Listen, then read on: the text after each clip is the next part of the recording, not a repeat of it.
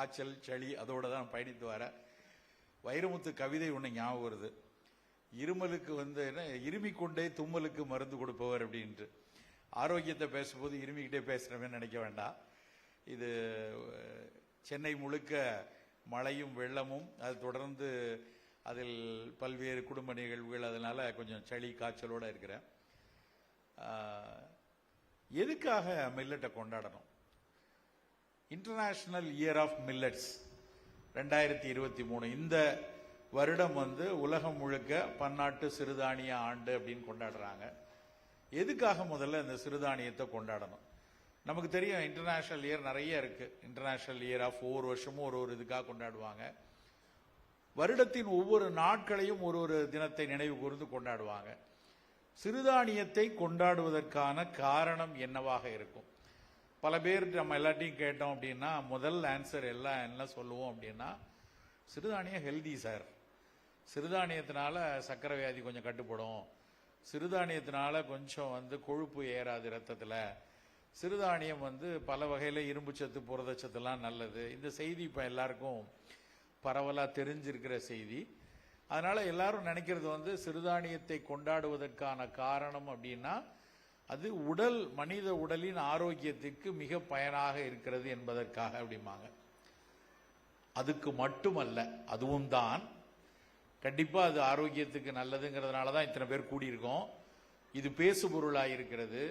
இன்றைக்கு மில்லட்டை பத்தி பேசினா ஒரு 10 பேர் கேட்கறதுக்கும், அதை பற்றிய தகவல்களை குறுஞ்செய்தியாகவோ இல்லை யூடியூப்லயோ ரீல்ஸ்லயோ அது பரவுது அப்படின்னா அது உடல் நலத்துக்கு ஏதோ வகையில் பயனாகுதுங்கிற செய்தினாலதான், இல்லை எந்த மாற்று கருத்தும் இல்லை.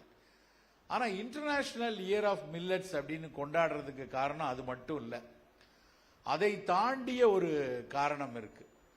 என்ன காரணம் அப்படின்னு பாத்தீங்கன்னா, இது சிறுதானியம்ங்கிறது உடல் நலத்துக்கு மட்டுமல்ல, இந்த சுற்றுச்சூழல் நல்லா இருக்கணும்.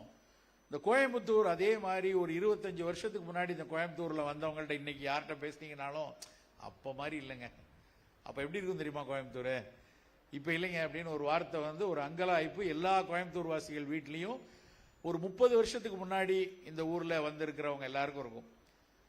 அதுக்கு காரணம் காற்று மாறிடுச்சு, நம்மளுடைய வெப்பம் மாறிடுச்சு, தண்ணீர் மாறிடுச்சு, எல்லாம் மாறினதுனால சூழல் மாறினதனுடைய தன்மையை நாம் உணர்ந்து கொண்டே இருக்கிறோம்.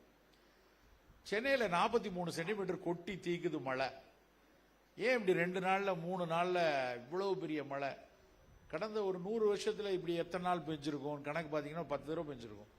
ஆனா கடந்த 10 வருஷத்துல 5 தடவை பெஞ்சிருக்கு. கடந்த 100 வருஷத்துல 10 தடவை தான் அப்படியான மழை இருக்கு. ஆனால் கடந்த 5 வருடத்துல 5 தடவை பெய்திருக்குன்னா என்ன நடக்குதுங்க? உலகம் ஒட்டுமொத்தமாக மாறிக்கொண்டிருக்கிறது. இந்த பூவுலகின் கடைசி காலத்தில் இருக்கிறோமோ அப்படின்னு ஒரு சின்ன சந்தேகம் எல்லா அறிவியலாளர்கள்ட்டையும், கொஞ்சம் பக்கவாட்டில் யோசிக்கக்கூடிய மனிதர்கள் எல்லாத்திலையும் இருக்கு. ஜியோடாமின் ஒரு எழுத்தாளர், ஒரு சூழலியலாளர், சமீபத்தில் நிறைய மிக அருமையான புத்தகங்களை எழுதி கொண்டிருக்கிறார். அவர் புத்தகத்தில் ஒரு குட்டி குட்டி புஸ்தகமாக தான் எழுதியிருக்காரு. அதில் ஒரு டக்குன்னு நினைவுக்கு வருது. மில்லட்டை பற்றி பேசுறதுக்கு முன்னாடி ஏன் மில்லட்டுங்கிறதுக்கு நமக்கு தெரியணுங்கிறதுக்காக இந்த முகாந்திரம் சொல்கிறேன். அந்த ஜியோடாமின் எழுதின புக்கில் ஒரு செய்தியை சொல்றார். ஒரு சின்ன டவரா பாத்திரத்தில் நல்ல தண்ணி ஃபுல்லாக தண்ணி பிடிச்சி அதுக்குள்ள தவளை தூக்கி போட்டால் தவளை ஜாலியாக ஆடிட்டு இருக்கும் கொஞ்ச நேரத்துக்கு. சரின்னு தூக்கி அதை கொண்டு போய் அடுப்பில் ஏற்றி வச்சிங்கன்னு வைங்க, தவளையோட அந்த தண்ணியோட தூக்கி அடுப்பில் வச்ச உடனே தவளைக்கு அப்படியே மசாஜ் போட்ட மாதிரி இருக்கும், லேசாக வெதுன்னு இருக்கும். ஆனால் உடம்புக்கு நல்லா தானே இருக்கும். ஒரு வெதுவெதுப்பான தண்ணி உடம்பு முழுக்கப்பட்டா எப்படி இருக்கும்? அப்போ தவளை கொஞ்ச நேரம் ஜாலியாக இருக்கும், அப்படியே ஆமாம் லைட்டாக வெதுவெதுப்பாக இருக்குங்கிறோம். இன்னும் கொஞ்ச நேரம் கழிச்சு சுட ஆரம்பிக்கும், ஏய் குதிக்குது என்ன பண்ணுறதுன்னு அப்படியே கையை காலை ஆட்டும். ஆனால் தவளையால் வெளியே வர முடியாது. அதுக்கப்புறம் கொஞ்ச நேரம் ஆச்சுன்னா வெந்து மடிந்து விடும். பூமி இப்பொழுது அப்படித்தான் இருக்கிறது நண்பர்களே, நல்லா புரிந்து கொள்ளுங்க. இப்போ நமக்கு லேசா வெதுவெதுப்பா இருக்கு. கோயம்புத்தூர்ல 45 டிகிரிப்பா, கோயம்புத்தூர்ல மே மாசம் இப்படியா இருக்கும் அப்படின்னு பேசு பொருளாக 5 வருஷமா பேசிட்டு இருக்கோம். மேபி இன்னும் 10 வருஷம் பேசலாம். அதுக்கப்புறம் கொதிக்க ஆரம்பிக்கும். கோயம்புத்தூர் துபாய் மாதிரி ஆயிடுச்சுல்ல, கிட்டத்தட்ட 52 டிகிரி வந்துருச்சுல அப்படின்னு அடுத்த 10 வருஷம் பேசலாம். அதுக்கடுத்த 25 வருஷத்துக்கு அப்புறம் பேசுறதுக்கு நம்மளாம் இருப்போமா, கோயம்புத்தூர் இருக்குமான்னு தெரியாது. இது கோயம்புத்தூருக்கு மட்டும் இல்லை, உலகம் முழுக்க இந்த புவி வெப்படைதல்னு கூடிக்கிட்டே இருக்கு. பூமி சூடாகிட்டே இருக்கு. இந்த பூமி சூடாகிட்டு இருக்கு, கிளைமேட் சேஞ்ச் அப்படிங்கிற விஷயம்லாம் பேசும்போது யாரோ அமெரிக்காலையும் பாரிஸ்லையும் நம்மளுடைய இந்தியா பிரதமர்கள்லாம் சேர்ந்து பேசிப்பாங்க, ஒரு நாள் பேப்பரில் வாசிச்சுட்டு கடந்து போய்க்கிறோம். ஆனால் உண்மையிலேயே இந்த புவி வெப்படைதல் பல வகையில் நம்மளை பாதிக்க உண்டாயிட்டு இருக்கு. அதில் ரொம்ப ரொம்ப முக்கியமாக என்ன பாதிப்பு வருதுன்னா, நமக்கு தெரிஞ்சுக்கணும். நிச்சயமா 30 வருஷம் முன்னாடி சாப்பிட்ட முருங்கைக்காய் இன்னைக்கு அந்த முருங்கைக்காய் அதே முருங்கைக்காய் கிடையாது. 25 வருஷத்துக்கு முன்னாடி நீங்க சாப்பிட்ட கத்திரிக்காயும் இன்னைக்கு சாப்பிட்ற கத்திரிக்காயும் ஈக்குவல் கிடையாது, சப்ஸ்டான்ஷியலி ஈக்குவல் கூட கிடையாது. 15 to 25% எல்லா தாவரங்களும் தன்னுடைய நியூட்ரிஷனல் எஃபெக்டை குறைச்சிட்டே வருது. ஏன்னா பூமி வெப்பம் அடைய அடைய அதுவும் நம்மள மாதிரி உயிரினங்கள் தானே, அது சேமிச்சு வைக்கணும் இல்லையா? அது செகண்டரி மெட்டபலைட்ஸா சேர்க்கிற விஷயம் தான் நமக்கு சத்துக்களாக, இரும்பு சத்தா இருக்கட்டும், இல்ல புரதச்சத்தா இருக்கட்டும், இல்ல ஃபீனாலிக் காம்பவுண்டா இருக்கட்டும், எல்லாம் அந்த தாவரங்கள் கஷ்டப்பட்டு மண்ணிலிருந்து எடுத்து எடுத்து நமக்காக தயாரிச்சு வச்சிருக்கு. அதனுடைய சத்துக்கள் எல்லாம் குறைஞ்சிட்டு வருது. ஒரு பக்கம் இதனுடைய சத்துக்கள் குறைந்து கொண்டே வருது, இது ஒரு பாயிண்ட். ரெண்டாவது, நாம எப்படி இருக்கிறோம் அப்படின்னா, எல்லாவற்றையும் இழந்து சோத்துக்கலையும் கூட்டமாக மாறி இருக்கோம். சோத்துக்கலையும் கூட்டம்ங்கிறது முந்தானத்து ஒரு கவிதை படிச்சேன், முகநூல்ல வண்ணதாசன் எழுதியிருந்தாரு. எதையெல்லாமோ தொலைச்சிட்டு வரக்கூடிய இந்த சோத்துக்கலையும் வாழ்க்கை அப்படின்னு முடிச்சிருப்பாரு இந்த கவிதை. நம்ம பணம், பொருள், நம்மளுடைய வாழ்க்கையினுடைய தரம் உயர்த்தணும் அப்படிங்கிற ஓடுற ஓட்டத்தில் ஒட்டுமொத்தமாக வாழ்வின் பல நுணுக்கங்களை தொலைத்து, அதில் முக்கியமா ரொம்ப உடலுக்கு மிக அத்தியாவசியமான தேவையை கொடுக்கக்கூடிய, ஆரோக்கியத்தை கொடுக்கக்கூடிய உணவின் ஒரு நுட்பங்களை, நுவான்சஸ் எல்லாம் தொலைத்த ஒரு கூட்டமா நம்ம மாறிட்டு இருக்கோம். ஏற்கனவே 15% குறைஞ்சிருச்சுங்கிறது சயின்டிபிக் டேட்டா. இன்னொரு பக்கம் நம்ம சாப்பிட்ற உணவு ஒரு சரி விகித சம உணவாக, சத்தான உணவாக இல்லாமல் போயிருக்கிறது இன்னொரு பக்கம்.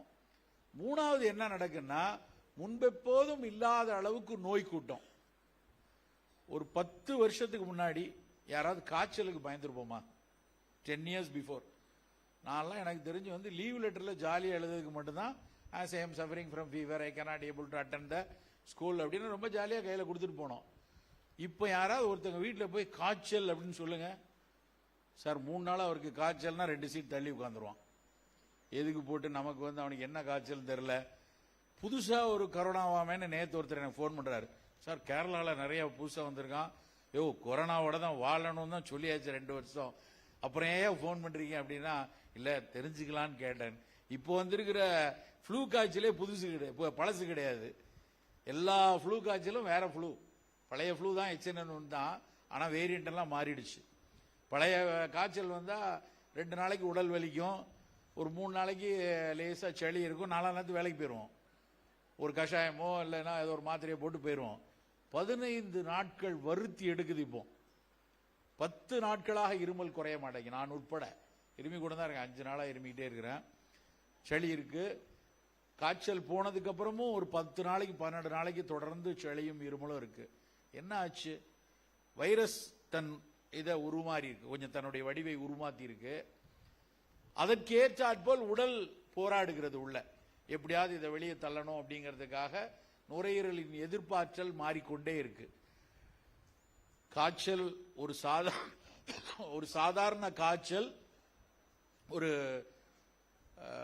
நம்மளுடைய அன்னாட வேலைகளை செய்ய முடியாத அளவுக்கு முடக்கி வைக்கக்கூடிய ஒரு காய்ச்சலா மாறி இருக்கு. பெரிய அளவுல தொற்றாத வாழ்வியல் நோய்கள் கூடியிருக்கு. ஜூன் மாதம் ஒரு அறிக்கை வெளிவந்திருக்கு, ICMR அறிக்கை. இந்தியா B7 அப்படின்னு அந்த ஆர்டிகிள், ஜூன் மாதத்துல ICMR இந்தியா B7 ஆர்டிகிள் கிட்டத்தட்ட 10 வருஷம், 2009 இருந்து 2017 வரைக்கும் 1,17,000 பேர்கிட்ட அவங்க ஸ்டடி பண்ணி இந்தியாவினுடைய சக்கரை வியாதி எப்படி இருக்கு அப்படின்னு, ஒரு சக்கரை, ரத்த கொதிப்பு எல்லாம் ஒவ்வொரு மாநிலங்கள்லயும் என்ன மாதிரி எல்லாம் வந்திருக்கு அப்படின்னு சொல்லி ஒரு டேட்டா போட்டிருக்காங்க. நமக்கு எல்லாம் தெரியும், டாக்டர் மோகன், MV டயபெட்டிக் சென்டர், அவங்களுடைய பொண்ணு அஞ்சனா தான் அந்த பேப்பருடைய லீட் ஆத்தர். உலகமே அந்த ஆர்டிகிளை உத்து பார்த்திருக்கு. இந்தியாவினுடைய அத்தனை மாநில மருத்துவ கொள்கைகளும் அந்த ஆர்டிகிளை படிச்சுட்டு நம்ம இதுக்கேற்ற மாதிரி இனிமேல் மாற்றணும்னு யோசிக்க ஆரம்பிச்சிருக்காங்க. என்ன சொல்றாங்கன்னா, எல்லாருக்கும் தெரிஞ்ச விஷயம் தான், 10-12% டயபெட்டிக் இருக்காங்க அப்படிங்கிறது நம்ம அவ்வளவு பேருக்கும் தெரியும். நாங்க படிச்ச காலத்துல 7% சொன்னாங்க, அப்புறம் இல்ல 9ன்னாங்க, இப்ப சமீபத்தில் 10 அல்லது 11% டயபெட்டிக் அப்படின்னாங்க. ஆனா இந்த ஆர்டிகிள் என்ன சொல்லுதுன்னா, டைரக்டா டயபெட்டிக் 11%, ஆனால் டயபெட்டிக் வருவதற்கான சாத்தியம் உள்ளவர்கள்னு ஒரு பட்டியல் எடுக்கிறான். ஐஜிடி அப்படின்னு பேரு, இம்பேர்டு குளுக்கோஸ் டாலரன்ஸ். அந்த இம்பேர்டு குளுக்கோஸ் டாலரன்ஸ் இருக்கக்கூடிய மக்களுடைய எண்ணிக்கை கிட்டத்தட்ட 27% இருக்கு. அப்போ 11% டயபெட்டிக், 27% எப்ப வேணாலும் டயபெட்டிக்கா மாறணும் இருக்கன்னா, கிட்டத்தட்ட 37-38% டயபெட்டிக். என்ன நடக்கும் யோசிச்சு பாருங்க. இந்த டேட்டா வெளியே வந்து கிட்டத்தட்ட 6 வருஷம் ஆச்சு. இந்த டேட்டா அனலைஸ் பண்ணி 5-6 வருஷம் ஆச்சு. அப்ப அதுல அந்த 37% எவ்வளவு பேர் இன்னைக்கு ரியல் டைம் டயபெட்டிக் ஆயிருப்பாங்கன்னு தெரியாது. சோ பெரிய அளவுல சர்க்கரை வியாதியுடைய கூட்டம் கூடிக்கொண்டிருக்கு. சர்க்கரை கூடுறதுன்னா வெறும் அது சுகர் பேஷண்ட்னா வெறும் ரத்த உடல் மெலியும், இல்லைன்னா அடிக்கடி யூரின் போவாங்க, இல்லைன்னா சர்க்கரையினால வரக்கூடிய 1-2 பிரச்சனை மட்டும் இல்ல. இன்னைக்கு நடக்கக்கூடிய மாரடைப்புகள்ல 4/1 பங்கு கட்டுப்பாடு இல்லாத சர்க்கரையினால. இன்னைக்கு வரக்கூடிய புற்றுநோயாளிகள்ல 6/1 சர்க்கரை கட்டுப்பாடு இல்லாதவங்க. சோ சுகர் டயபெட்டிக் மிக மிக கவனமாக பராமரிக்கப்பட வேண்டிய ஒரு வியாதி. நம்மளால எராடிகேட் பண்ண முடியாது. நம்மளால இப்போ ஒரு கோவிட் வந்துச்சு, ஒரு தடுப்பூசியை போட்டோம், போலியோ வந்துச்சு, இன்னைக்கு ஊசி போட்டு உலகம் முழுக்க போலியோ விளக்கிட்டோம். அது மாதிரி நான் கம்யூனிகபிள் டிசீஸ், சர்க்கரையவோ ரத்த கொதிப்பையோ புற்றுநோயவோ ஒரு ஊசியை போட்டு நாளையில இருந்து வராது இவருக்கு அப்படின்னு நம்ம சொல்ல முடியாது. அப்போ நான் சொன்னபடி பார்த்தா இந்த புவி வெப்படைதல்ல முதல்ல நம்முடைய ஒட்டுமொத்த காய்கறிகளும் பழங்களும் தன்னுடைய இயல்பான நியூட்ரிஷனல் ஃபேக்டர்ஸ்ல 15% குறைச்சிருச்சு, முதல் பாயிண்ட். ரெண்டாவது, நாம தரிகட்டி ஓடி அலைகிறதுல நேரத்துக்கு சாப்பிடாதது, நம்மளுடைய மனம் பரபரப்பு, ஆரோக்கியமான உணவை தேர்ந்தெடுக்கக்கூடிய ஒரு மெனக்கெடல் குறைவு, இது ரெண்டாவது காரணம். மூணாவது, மிக மிக அதிகரித்து வரக்கூடிய தொற்று நோய்கள். கோவிட்ல எப்படி இருந்தோம்னு தெரியும், இப்ப வந்துட்டு இருக்கிற ஃப்ளூ காய்ச்சல் என்ன பாடுபடுத்திட்டு இருக்குன்னு தெரியும், இது மூணாவது. நாலாவது, நான் கம்யூனிகபிள் டிசீசஸ், இந்த சர்க்கரை, ரத்த கொதிப்பு, புற்றுநோய், மாரடைப்புகள், இவை கூடுறது.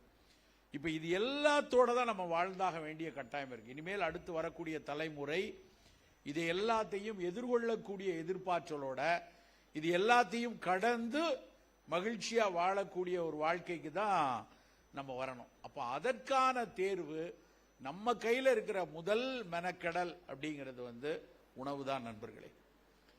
இந்த உணவு விஷயத்துல நம்மளுடைய அக்கறை எந்த அளவுக்கு, ஒவ்வொரு வேளை ஒவ்வொரு நாள், அது ஒரு சிற்றுண்டியா இருக்கட்டும், இல்ல மகிழ்வு உண்டியா இருக்கட்டும், இல்ல ஒரு பெரிய உணவா இருக்கட்டும், எல்லாத்துலயும் இன்னைக்கு நான் சாப்பிட்ற விஷயம் சரியா இருக்கா அப்படிங்கிற ஒரு பார்வை இருந்தால் மட்டும்தான் நம்ம இதெல்லாம் கடந்து போக முடியும். முன்பு எல்லாம் இல்லாதபடிக்கு நோய் கூட்டம் கூடிக்கிட்டே இருக்கு. புற்றுநோய்களை எடுத்தோம் அப்படின்னா நாங்கள் கிட்டத்தட்ட லாஸ்ட் 30 வருஷத்துல பாக்குறோம். ஒரு காலத்துல 95ல நான் பயிற்சி ஆரம்பிக்கும் போதெல்லாம் மாதத்துக்கு 2 பேர் 3 பேர் புற்றுநோயாளிகளோட வருவாங்க. அதுவும் பாத்தீங்கன்னா அவங்க அலோபதி, ஹோமியோபதி, வெங்கடாச்சலபதி வரைக்கும் பார்த்துட்டு இதுல எல்லாம் சரியா வரல, சித்தால ஏதாவது சரியா வருமா அப்படின்னு சொல்லி கேட்டுட்டு ஒரு பெரிய ஃபைல் எடுத்துட்டு வருவாங்க. சார் இங்கெல்லாம் கேட்க மாட்டேங்குது, இது மேல ஒன்றும் பண்ண முடியாதுன்னு சொல்லிட்டாங்க, சித்தால ஏதாவது நாட்டு வைத்தியத்தில் ஏதாவது இருக்கான்னு தேடி வந்தோம்னு சொல்லி ஒரு மாசத்துக்கு 3-4 பேர் வருவாங்க. நேற்று என்னுடைய மருத்துவமனையில் சாயந்தரம் நான் பார்த்த நோயாளிகளுடைய எண்ணிக்கை 40 பேர். உறுதியா என்னால சொல்ல முடியும், 6லிருந்து 7 பேர் புதிய புற்றுநோயாளிகள். 40 பேர்ல ஒரு 6 பேர் ஒரு புதிய நோயாளிகள் சொல்றேன், பழசு ரெகுலரா வர்றவங்க இல்ல. தினம் தினம் புதிய புதிய புற்றுநோய்களோட வரக்கூடியவங்களோட எண்ணிக்கை கூடிக்கிட்டே இருக்கு. நான் பல நேரம் என்னுடைய மிக நெருங்கிய நண்பர்கள், புற்றுநோயாளிகள் பார்க்கக்கூடிய மருத்துவர்கள்ட்ட கேட்பேன், சார் இந்த நோய் கூடிட்டு இருக்கிறதுக்கு காரணம் உண்மையிலேயே நோய் கூடுதா, இல்லைன்னா நிறைய இப்ப டெஸ்டிங் ஃபெசிலிட்டி வந்ததுனால சீக்கிரம் கண்டுபிடிச்சிடுறாங்களா? அன்னைக்கு தெரியாது, கடைசி நிமிஷத்துல தெரியும். இப்ப முன்னாடியே கண்டுபிடிச்சதுனால அந்த நம்பர் தெரியுதான்னு கேட்டா கிடையாது. உண்மையிலேயே எண்ணிக்கை கூடுகிறது, இதுதான் உண்மை. அதாவது சீக்கிரம் கண்டுபிடிக்கிறது உண்மைதான், நிறைய டெஸ்டிங் ஃபெசிலிட்டி வந்து ஏர்லியரா கண்டுபிடிக்கிறது ஒரு நல்ல விஷயம்தான். ஆனா அதை தாண்டி மிக அதிக அளவில் புற்றுநோயாளிகள் உருவாகிறது என்பது ரொம்ப ரொம்ப ஒரு நிதர்சனமான உண்மை. புற்றுநோய்க்கான காரணங்களை பற்றி படிக்கும்போது ரொம்ப மனதுக்கு ரொம்ப வலி கொடுக்கக்கூடிய விஷயம் என்னன்னா, குழந்தைகளுக்கு உள்ள புற்றுநோய்களுக்கான காரணத்தை படிச்சீங்கன்னு வைங்களேன், குழந்தைகளுக்கான புற்றுநோய்கள்ல வெறும் 15%, 15% தான் பாரம்பரியமா மரபுல அவங்க தாய் தந்தையருக்கோ பாட்டி தாத்தாவுக்கோ இருந்த மரபணுக்களுடைய நீட்சியோ இல்லை என்றால் நேரடியாக புற்றுநோயை தூண்டக்கூடிய காரணிகள் அருகாமையில் இருந்ததுனாலேயோ வர்றது வெறும் 15% தான். 85% சுற்றுச்சூழல் மற்றும் உணவு அப்படின்னு எழுதுறாங்க. Maybe due to environmental and food factors அப்படின்னு எழுதுறான். அப்ப எவ்வளவு ஒரு யோசனையா இருக்குன்னு பாருங்க, எவ்வளவு கவனமா இருக்கணும் நம்ம. ஒட்டுமொத்தமா இதெல்லாம் வச்சு பார்க்கும்போது நாம் சற்று எச்சரிக்கையாக இருக்க வேண்டும் நண்பர்களே. நம்முடைய கவனம், நம்முடைய மெனக்கடல், நம்முடைய கரிசனம், நம்முடைய அக்கறை துவங்க வேண்டிய முதல் இடம் வந்து நம்முடைய அடுப்பங்கரை தான்.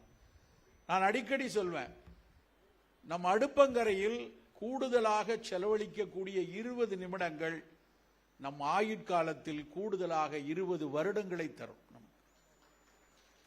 ஒரு சின்ன மெனக்கடல், காலையிலிருந்து இரவு வரைக்கும் நம்ம சாப்பிடக்கூடிய உணவுல ஒரு சின்ன மெனக்கடல் நமக்குள்ள இருந்து கொண்டே இருக்கணும். எப்படி இன்றைக்கு இந்த ஒரு மில்லட் மகாராணி அப்படின்னு ஒரு பட்டம் கொடுத்து, மகாராணின்னு பட்டம் கொடுத்து அவங்களுக்கு ஒரு சின்னதா கோயம்புத்தூர்ல ஒரு பெரிய சாம்ராஜ்யத்தை கொடுத்து கையில கோல் கொடுத்து பட்டம் வச்சு உட்கார வைக்க போல அவங்க. இது ஒரு அடையாளம், இது ஒரு அடையாளப்படுத்துதல். இதற்காக அங்க ஒரு 200 பேர் உட்கார்ந்து விதவிதமான உணவுகளை தயாரிச்சு வச்சிருக்காங்கன்னா இது வந்து ஒரு சமூக பொறுப்போடு ஒரு விஷயத்தை செய்யறது. இந்த போட்டி என்று வரும்போது அதில் எழுவக்கூடிய உற்சாகத்துல இது எப்படி செய்யலாமா, அது அப்படி செய்யலாமா, இது செய்யறது மூலமா சுவையா சாப்பிடுவாங்களா அப்படிங்கிற ஒரு பேசு பொருள் ஆகுது இல்லையா. இது வீடில் பேசு பொருளா நடக்கிறது. இந்த பொருளை என்னென்ன இன்கிரீடியன்ட் பயன்படுத்தலாங்கிறதுக்கான தேடல், அப்புறம் அதை சுவைத்து மகிழ்ந்து அதுல தாமு மாதிரியான பெரிய ஆளுமைகள் அதை வந்து ரசிச்சு பார்த்து அதை செய்யும் பொழுது ஆட்டோமேட்டிக்கா இது ஒரு இந்த பேசு பொருள் வந்து வீடுகள்ல நாமளும் இதை வீட்டில் செஞ்சு பார்த்தானே, அந்த அக்கா ஒன்று பண்ணியிருந்தாங்க இல்லையா, அதை நாளைக்கு உங்க வீட்டில் செய்யறேன் அப்படின்னு ஒரு வீட்டில் ஒரு கேழ்வரகை வைத்தோ இல்லை என்றால் ஒரு வரகரிசியை வைத்தோ ஒரு உணவு தயாரித்தாங்கன்னா அது இந்த மில்லட் மகாராணி போட்டி நடத்துவதனுடைய வெற்றிக்கான முதல் அடித்தளம். அதுதான் அதுல கிடைக்கக்கூடிய பரிசு பொருள், வெற்றி தோல்வி எல்லாம் ரெண்டாவது. இது ஒரு பேசு பொருள் ஆகணும், இதை பற்றிய செய்தி பரவணும், இதை பற்றிய இதுல இருக்கக்கூடிய சிறு சிறு நுணுக்கங்கள் பக்கத்துல எல்லாருக்கிட்டையும் போயிட்டே இருக்கணும். இது ஒரு மிக மிக ஒரு முக்கியமான முன்னெடுப்பு. ஒரு வாரம் சரியா இந்த நேரம், போன வாரத்தில் என் மகளின் திருமணம், போன வாரம் திருமணத்தை வந்து முடிச்சோம். மாதம்பட்டி ஐயா வந்திருக்காங்க, அவங்க தான் எங்களுடைய உணவை தயாரிச்சு கொடுத்தாங்க. ஒரு மாதத்துக்கு முன்னாடி அவங்கள்ட்ட நான் வந்து எங்க வீட்டு கல்யாணம் அப்படிங்கனாலே எல்லாரும் எங்கிட்ட முதல் கேள்வி கேட்கறவங்க எல்லாம், டேய் ஊர் ஊரா போய் அதை திங்காத இதை திங்காதன்னு பேசிட்டு இருக்க, உன் வீட்டு கல்யாணத்துல என்னடா போட போற அப்படின்னு தான் முதல் கேள்வி. அப்புறம் 2-3 பேர் கிண்டலா வேற எனக்கு போன் பண்ணி, மாப்பிள்ள வந்துடுறேன்டா கல்யாணத்துக்கு, பக்கத்துல ஏதாவது ஒரு நல்ல ஹோட்டல் இருந்தா சொல்லு, நீ ஏதாவது ராகி கம்பு கேழ்வரகுன்னு சொல்லுவ, நான் கல்யாண வீட்டு சாப்பாடு சாப்பிடணும்னு நினைக்கிறேன், நீ இதெல்லாம் போட்டேன்னா நான் பக்கத்துல ஏதாவது போய் சாப்பிட்டு வந்துருவேன் அப்படின்னு சொல்லி மிரட்டினவெல்லாம் உண்டு என்கிட்ட.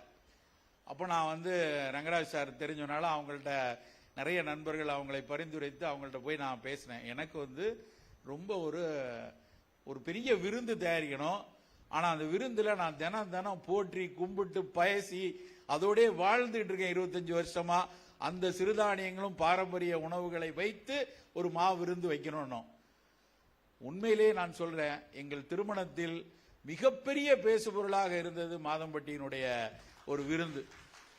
ஒட்டுமொத்த விருந்தினர்களும் கொண்டாடி மகிழ்ந்தாங்க. 3 வேளையும் பேசி தீர்க்க முடியல. கல்யாணம் முடிஞ்சுன்னா எல்லாரும் போன் பண்ணி மாப்பிள்ளை பொண்ணு எப்படி இருக்காங்கன்னு கேட்பாங்க. ஏன்னா எனக்கு வந்த போன்லாம் அந்த மாப்பிள்ளை சம்பா எப்படி செஞ்சீங்க, மாதம்பட்டிட்ட கொஞ்சம் அந்த தென்னைக்குருத்து பொரியல் எப்படி செஞ்சாங்கன்னு மட்டும் அதை மட்டும் கேட்டு எனக்கு ஒரு டெக்ஸ்ட் பண்ணுங்களேன் அப்படின்னு சொல்லி கேட்டவங்க கேட்டுக்கிட்டே இருக்காங்க.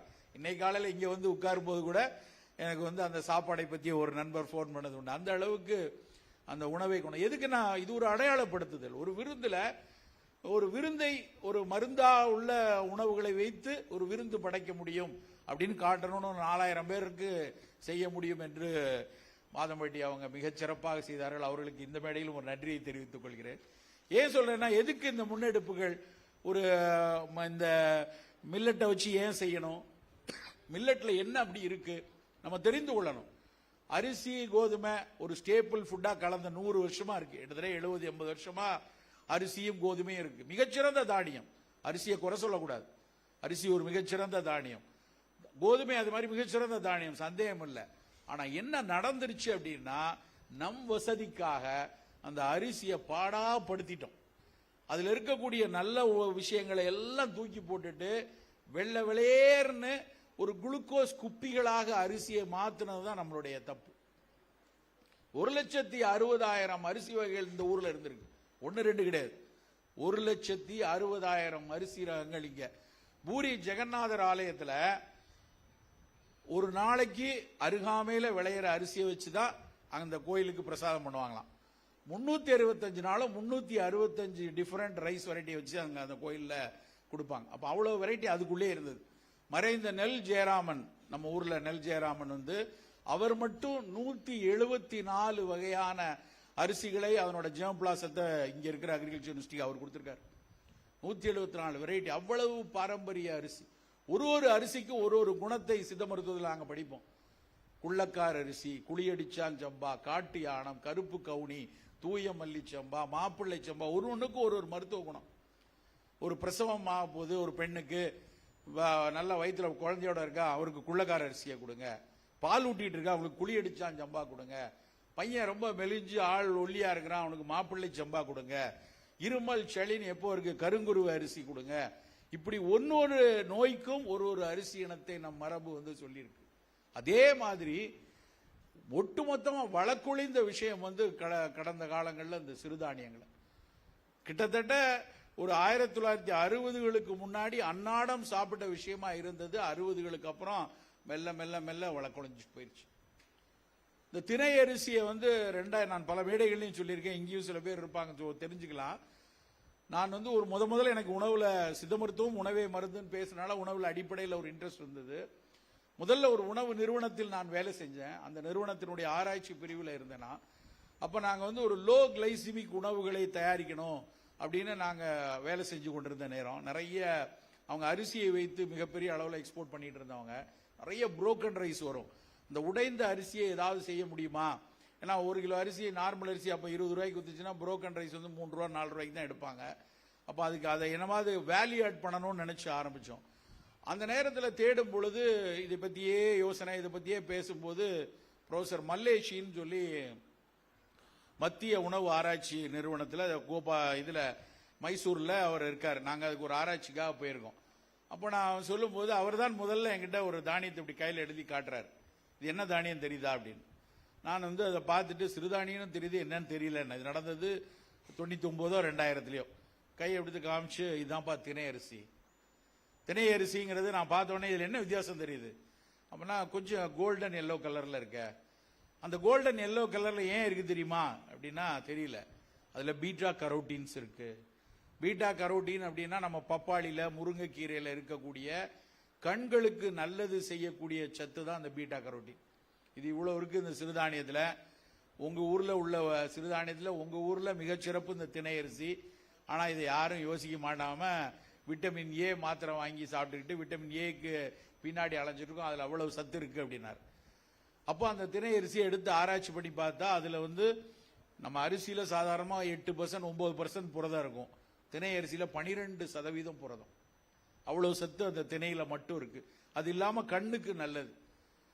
திருச்செந்தூர்ல கோயில்ல போனா அந்த புட்டமுதுன்னு ஒண்ணு கொடுப்பாங்க.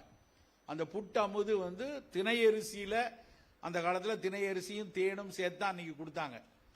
பல அம்மன் கோயில்ல மாவிளக்கு ஏற்றுவார்கள். அந்த மாவிளக்கு ஏற்றுறது அந்த வெறும் திணை அரிசி மாவுல தான் மாவிளக்கு செய்து போனாங்க. அந்த அளவுக்கு நம்ம அன்னாடம் பயன்படுத்தி வந்த ஒரு தானியம் வந்து திணை அரிசி. ஆனா சுத்தமா மறந்துட்டோம். அது சமயம் இன்னும் ஞாபகம் இருக்கு. சென்னையில வந்து சிறுதானியம் வாங்கணும்னா அப்போ வந்து பெரம்பூர் பக்கத்தில் ஒரே ஒரு கடையில் மட்டும்தான் உண்டு. பெரம்பூரில் போய் அங்கே அந்த கடையில் போய் நான் போனோடனே அப்போ நாங்கள் கொஞ்சம் இன்ஸ்டியூட் ஆஃப் பேசிக் மெடிக்கல் சயின்ஸில் ரிசர்ச்லாம் பண்ணிகிட்டு இருந்தோம். அந்த அரிசிகளை வச்சு திணை அரிசி வேணும்னா எனக்கு எடுத்து கொடுப்பான், நான் வாங்கிட்டு வந்துடுவேன். ஒரு தடவை நான் போய் திணை வேணும்னா அந்த பையனை காணோம், நான் வந்தால் எடுத்து கொடுக்குற ஆளை காணோம். புதுசாக 2 பசங்க இருக்காங்க. நான் போய் திணை வேணும் அப்படின்னு கேட்டால், என்ன திணை சார், குறிஞ்சி திணையா முல்லை திணையா நெய்தலா பாலையா அப்படின்னு கேட்டு எனக்கு கிண்டல் அடிக்கான். தமிழ் தெரியுங்கிறதுல நான் வந்து திணை அரிசிப்பா அப்படின்னா கொஞ்ச நேரம் கழிச்சு அந்த கடைக்காரர் வந்து இங்க இந்த லவ் பேர்ட்ஸுக்கு போடுவோம்ல அதை எடுத்து கொடுங்க, அதுதான் வந்திருக்காரு அப்படின்னா. லவ் பேர்ட்ஸுக்கு போடக்கூடிய தானியமாக மட்டும்தான் 2002 வரைக்கும் சிறுதானியம் இருந்தது. அப்ப நான் என் மனசுல ஒண்ணு பளிச்சுன்னு வந்துச்சு, ஓ லவ் பேர்ட்ஸுக்கு போடுறாங்களா அப்படின்னு. அப்ப நான் விகடன்ல எழுதிட்டு இருந்தேன், திணை அரிசி லவ் பேர்ட்ஸ் நிறைய சாப்பிட்றதுனால தான் ஒருவேளை நல்லா லவ் பண்ணுதோ என்னமோ அப்படின்னு எழுதினேன். அதுக்கப்புறம் டன்னா விற்க ஆரம்பிச்சிருச்சு திணை, அங்கங்க கேட்க ஆரம்பிச்சு. ஏன்னா ஒரு விஷயத்தை எப்படி நம்ம பொசிஷன் பண்றோமோ அதை பொறுத்து தான் அதுக்கான வேல்யூ அடிஷன் வருங்கிறது. திணை மட்டுமல்ல, நம்முடைய ஒரு சிறுதானியமும், எந்த சிறுதானியத்தை பற்றி ஒரு இந்திய மருத்துவ உலகில் இந்தியாவில் அறிவியல் பூர்வமாக மிகப்பெரிய அளவில் சொன்னவர் வந்து டாக்டர் கோபால். 101 வயதுல இறந்து போனார் அவர். டாக்டர் கோபால் வந்து நேஷனல் இன்ஸ்டிடியூட் ஆஃப் நியூட்ரிஷன் ஹைதராபாத்தினுடைய ஃபார்மர் டைரக்டர். அது முதல்ல என்ஐஎன் வந்து முதல்ல உதகமண்டலத்தில் தான் இருந்துச்சு, அதுக்கப்புறம் ஹைதராபாத்துக்கு மாத்தினாங்க. அதை துவக்கி அந்த தேசிய இன்னைக்கு இந்தியாவுக்கு மிகப்பெரிய ஆய்வுகளை கொடுத்து கொண்டிருக்கக்கூடிய அந்த நிறுவனம், அந்த நிறுவனத்தினுடைய இயக்குனர் நம்ம தமிழ்நாட்டுக்காரர் கோபால். அவர் தான் முதல்ல இந்த சிறுதானியங்கள் ஒன்னொன்னு எவ்வளவு சத்து இருக்கு, எந்த வகையிலையும் இது அரிசிக்கோ கோதுமைக்கோ குறையிலடா, இதை ஏன் விட மாட்டேங்கிறீங்கன்னு இப்போ 60-70களே அவர் எழுதிட்டு இருந்தார். ஆனா பல அரசியல் காரணங்களுக்காக இது ஒதுக்கப்பட்டுச்சு. ஏன்னா நெல் வயல் வைத்திருப்பவர்களும் கோதுமை வயல் வைத்திருப்பவர்களும் அரசில் மிக உயர்ந்த இடத்துல இருந்தாங்க. பெரிய பணக்காரர்கள், மிக பண்ணையம் வைத்திருந்தவங்க. அதனால அதை அதிக அளவுல வணிகம் பண்ணணும், அது அதிக அளவுல ஸ்டோரேஜ் ஃபெசிலிட்டி இருக்கணும். அப்புறம் அதிலிருந்து அரசியல் களங்கள் எல்லாம் அந்த நெல்லிலிருந்து உருவானதுனால அது ரெண்டும் மேல உயர்ந்து போயிடுச்சு. சிறுதானியம் கொஞ்சம் கொஞ்சமா ஏழைப்பாளை சாப்பிடக்கூடிய உணவுகளாக வளர்க்கொழிய ஆரம்பிச்சது. ஆனா இப்ப கோபால் போன்ற மிகப்பெரிய அறிவியலாளர்கள் கண்டுபிடிச்சதுக்கு அப்புறம் இதுல இவ்வளவு புரதம் இருக்கா, இவ்வளவு சத்துக்கள் இருக்கான்னு தெரிய ஆரம்பிச்சதுக்கு அப்புறம் இது மீண்டும் மீண்டும் பேச ஆரம்பிச்சது. அதுக்கப்புறம் நம்மாழ்வார் ஐயா, நெல் ஜெயராமன் ஐயா மாதிரி ஆளுங்க வந்து இந்த சிறுதானியங்களினுடைய சத்துக்களை வந்து பேச ஆரம்பிச்சாங்க. நாம் என்ன சிறுதானியங்களை அன்னாடம் பயன்படுத்திக்கணும், நமக்கான இன்றைக்கான டேக் ஹோம் மெசேஜா எடுத்துப்போம். 3 விஷயத்த மனசுக்குள்ள வச்சுக்கணும். ரொம்ப அடிப்படையா பாத்தீங்கன்னா, இன்னைக்கும் தமிழ்நாட்டில் இங்க இருக்கீங்கன்னா, இங்க ஒரு 500 பேர் இருக்கீங்கன்னா, இந்த 500 பேர்ல எழுதி கையெழுத்து போட்டு தரலாம், 200 பேருக்கு ரத்த சோகை இருக்கும். நம்புவோமா நம்ம? சார் சர்க்கரை இருக்கும் சொன்னீங்க, ரைட்டு, ரத்த சோகை இருக்குமா? புள்ளி விவரங்கள் தான் சொல்லுது. 45% of Indian women children are anaemic. அப்போ அந்த ரத்த சோகை வந்து ஒரு சாதாரண விஷயம். இரும்பு சத்து கொஞ்சம் உயர்வா இல்லை அப்படின்னா நல்லா புரிஞ்சுக்கணும். ஹீமோகுளோபின் தான் நம்ம சுவாசிக்கிற பிராணனை, அந்த ஆக்சிஜனை வந்து செல்லுக்குள்ள பூரா எடுத்துட்டு போறது ஹீமோகுளோபின் தான். அது 50% தான் இருந்ததுன்னா என்ன அர்த்தம்? 50% தான் எல்லா செல்லுக்குள்ளேயும் ஆக்சிஜன் எடுத்துட்டு போகும். அப்ப அந்த அளவுக்கு ஒரு சாதாரண விஷயம் நம்ம கவனம் இல்லாம இருக்கிறது வந்து ரத்த சோகை. இந்த ரத்த சோகையை சரியாக்குறதுக்கு மிகப்பெரிய ஒரு கையில இருக்கிற பெரிய ஒரு ஊட்டம்னா அது சிறுதானியங்கள் தான். எப்படி சிறுதானியங்கள் நேரடியா இரும்பு சத்து இருக்கா? இருக்கு. கம்பு எடுத்தீங்கன்னு வச்சுக்கோங்க, பாஜ்ரா, அரிசியையும் கம்பையும் ஒப்பிட்டு பார்த்தோம்னா அரிசியை விட 8 மடங்கு கம்பு வந்து இரும்பு சத்து இருக்கு. 8 மடங்கு. அப்ப வாரத்துக்கு 2 நாள் நம்ம வீட்டில் பெண் பிள்ளைகள் இருக்கு, மாதவிடாய் துவங்கிய பெண் குழந்தைகள் இருக்காங்க, கண்டிப்பா வாரத்துக்கு 2 நாள் கம்பில் ஏதாவது ஒரு உணவு, கம்பஞ்சோறு, கம்பங்கூழு, கம்பு ரொட்டி, கம்பு தோசை, என்ன வேணாலும் சாப்பிடலாம். தொட்டுக்கிறதுக்கு கருவேப்பிலை துவையல் வைத்துக் கொள்ளுங்க. கருவேப்பிலை இருக்கிறதுலே இரும்பு சத்து நிறைய உள்ள ஒரு தாவரம். சோ கருவேப்பிலை சட்னி, கம்பங்கூழ், கருவேப்பிலை சட்னி வித் கம்பு தோசை, அது மாதிரியான ஒண்ணு இரும்பு சத்துக்கு ரொம்ப ரொம்ப அவசியம். 2வது கேழ்வரகு.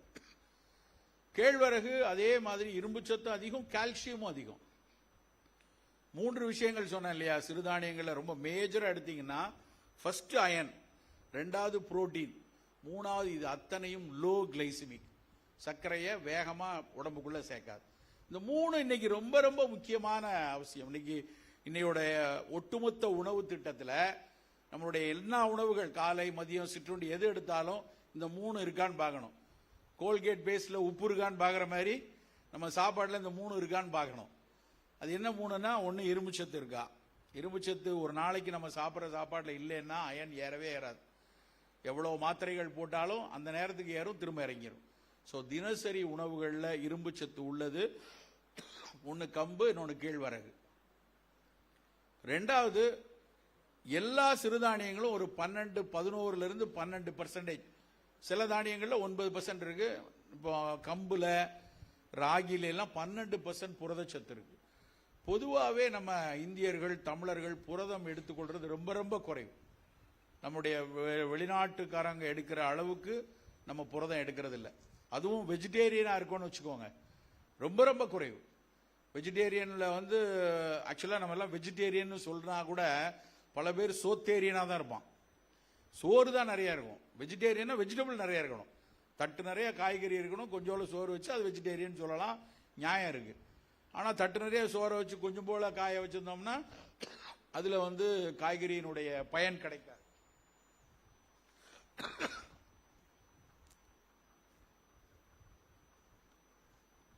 அப்போ புரதச்சத்து குறைவா இருக்கிறதுனால தான் புரதச்சத்து தான் நம்மளுடைய இம்யூன் சிஸ்டத்தை பில்ட் பண்ணக்கூடிய இம்யூன் பில்டர்ஸ். அப்படின்னா அது புரதச்சத்து தான். புரதம் குறைவா இருக்கிறத நம்ம மேனேஜ் பண்ணணும்னா நம்முடைய சின்ன வயதுல இருந்தே சிறுதானியங்கள்ல இந்த கேழ்வரகோ கம்போ இருந்து கொண்டே இருக்கணும். இது இல்லாம, கேழ்வரகு கம்பு இல்லாம ரொம்ப எளிய மிகச்சிறப்பான தானியம் அப்படின்னா அது சோளம். சோளம் ரொம்ப சாமானியனுடைய உணவு. கொங்கு மண்டலத்தில் சோள உருண்டை அவ்வளவு சிறப்பா சோளச்சோறு சாப்பிட்ற ஒரு உணவு. அந்த சோள சாதத்தில் நம்ம அந்த சோளத்தில் மற்ற எல்லா தானியங்களை விட கூடுதல் புரதச்சத்தும் கிடைக்கும். அந்த கிளைசிமிக் இண்டெக்ஸ் சொல்லக்கூடிய சர்க்கரையை மெல்ல மெல்ல ரத்தத்தில் ஏற்றக்கூடிய தன்மை. அதாவது நம்ம ஒரு உருளைக்கிழங்க நல்லா வேக வச்சு மசிச்சு அப்படியே சாப்பிட்டோம்னு வச்சுக்கோங்க, அதுல இருக்கக்கூடிய 90% கார்போஹைட்ரேட்டும் 1/2 மணி நேரத்தில் ரத்தத்துக்குள்ள சேர்ந்துடும். ஆனா ஒரு கீரையை நல்லா அதே அளவுக்கு 100 கிராம் கீரை சாப்பிட்டோம்னா கிட்டத்தட்ட 1.5 மணி நேரம் ஆகும். அதனுடைய சர்க்கரை உள்ள இருக்கக்கூடிய அதே 90% சத்து உள்ள போகணும்னா 1.5 மணி நேரம் ஆகும். எவ்வளவுக்கு எவ்வளவு மெல்ல மெல்ல ரத்தத்தில் சர்க்கரை சேருதோ அந்த அளவு உடம்புக்கு நல்லது. அது சர்க்கரை வியாதியா இருந்தாலும் சரி, ரத்த கொதிப்பு இருந்தாலும் சரி, நம்முடைய புற்றுநோய்கள் தடுக்கணும்னாலும் சரி, சர்க்கரையை மெல்ல மெல்ல உணவு நம்ம உடம்புக்குள்ள தரணும். அத்தனை சிறுதானியங்களும் சர்க்கரையை மெதுமெதுவாக நம்ம உடம்புக்கு கொடுக்கக்கூடியது. நல்லா புரிஞ்சுக்கணும். நிறைய பேர் சொல்லுவாங்க, சார் சிறுதானியங்களும் கார்போஹைட்ரேட் தானே, அதுலயும் ஸ்டார்ச் தானே இருக்கு. எல்லாரும் கேட்கக்கூடிய ஒரு கேள்வி. இந்த ஸ்டார்ச்ல ரேபிட்லி அப்சார்பபிள் ஸ்டார்ச் ஒன்னு இருக்கு, ஸ்லோலி அப்சார்பபிள் ஸ்டார்ச் இருக்கு, ரெசிஸ்டன்ட் ஸ்டார்ச் இருக்கு. ரேபிட்லி அப்சார்பபிள்னா பச்சரிசி. நல்ல பொங்கல் சாப்பிட்டீங்கன்னு வச்சுக்கோங்க, பட்டு வேகமா அந்த குளுக்கோஸ் ரத்தத்துக்குள்ள போயிடும்.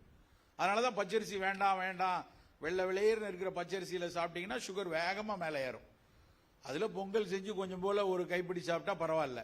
பச்சரிசி சாதத்திலே குழம்பு, காய், மோர் எல்லாம் சாப்பிட்டா படு வேகமா அந்த சுகர் மேலே ஏறும். அது ரேபிட்லி அப்சார்பபிள் ஸ்டார்ச். ஆனா சிறுதானியத்தில் இருக்கிறது எஸ்டிஎஸ், ஸ்லோலி அப்சார்பபிள் ஸ்டார்ச். அப்ப மெதுவா அந்த ஸ்டார்ச் உள்ளுக்குள்ள போக போக நமக்கு அந்த சர்க்கரை இப்படி ஏறக்கூடாது. பிஃபோர் ஃபுட் எனக்கு 90 இருக்கு சார், ஆஃப்டர் ஃபுட் 260 இருக்கு, ஆனா பழையபடி 90 வந்துருது சார். அது தப்பு. மாத்திரை போட்டா 90 வந்துடும், ஆனா சாப்பிட்ட உடனே நீங்க ஏறுதுல 260. அந்த 260 போகும்போது உங்களுடைய சிறுநீரகத்துல, இதயத்துல, மூளையில இருக்கக்கூடிய குட்டி குட்டி நாளங்கள் எல்லாம் டேமேஜ் ஆக ஆரம்பிச்சு. அப்ப அது அப்படி பீக் இப்படி போய் வராம சர்க்கரை அப்படி மெல்ல அலை மாதிரி ஏறி ஏறி இப்படி இறங்குச்சுன்னா உடலுக்கு நல்லது. சிறுதானியங்கள் மட்டும்தான் அப்படியான சர்க்கரையை மெல்ல அப்சார்ப் பண்ணி அப்படியே குறைஞ்சு மெல்ல அப்சார்ப் பண்ணி வரும். அப்படி ஒரு லோ கிளைசிமிக் தன்மையோடு கொடுக்கக்கூடிய ஒரு உணவு திட்டம் நமக்கு வேணும்னா மத்தியானத்தில் ஒரு நாள் வரகரிசி சோறு, ஒரு நாள் கம்பஞ்சோறு, ஒரு நாள் சோள உருண்டை, இது மாதிரி உணவுகளை வைத்துக் கொள்ளணும். சரி, சிறுதானியம் மட்டும் போதுமா? சிறுதானியம் பேசிக் ஸ்டேபிள். இது இல்லாம நம்முடைய உணவுல ஒரு சரி விகிதத்தில் காய்கறி, கனி, நான்வெஜ் சாப்பிட்டா நான்வெஜ் பீஸ் இதெல்லாம் சேர்ந்தே இருக்கணும். கேட்கலாம். நன்றி சார்.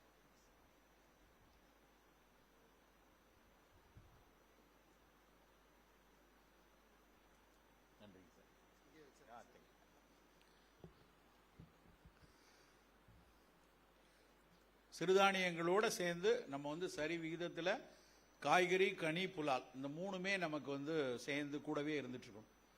இது பேலன்ஸ்டா இருந்தா மட்டும்தான் நம்ம இந்த கம்யூனிகபிள் டிசீஸா இருந்தாலும் சரி, நான் கம்யூனிகபிள் டிசீஸா இருந்தாலும் சரி, நம்ம இந்த மாதிரி ஒரு திடீர்னு வரக்கூடிய ஜுரம் மாதிரியான விஷயங்கள் எல்லாத்தையும் சரி பண்ணுவதற்கான எதிர்பார்த்தலை கொடுக்க முடியும்.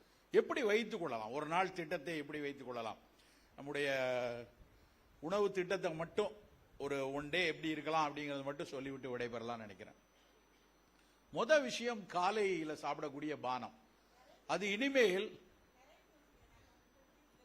நன்றி காலையில இருக்கக்கூடிய ஃபர்ஸ்ட் பானம் இருக்கு இல்லையா, அது ஏன் வெறும் காஃபி, டீயா இருக்கணும்?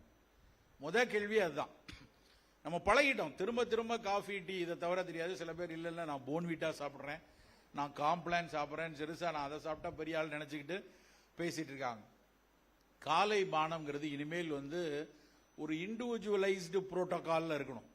உங்க குடும்பத்துக்கு ஏற்ற உங்களுக்கான ஒரு பானத்தை, ஒரு மசாலா டீயா இல்லைன்னா காலையில சாப்பிட்ற ஒரு கஷாயமா, டீங்கிறது ஒரு கஷாயம் தான், வேற ஒண்ணும் கிடையாது.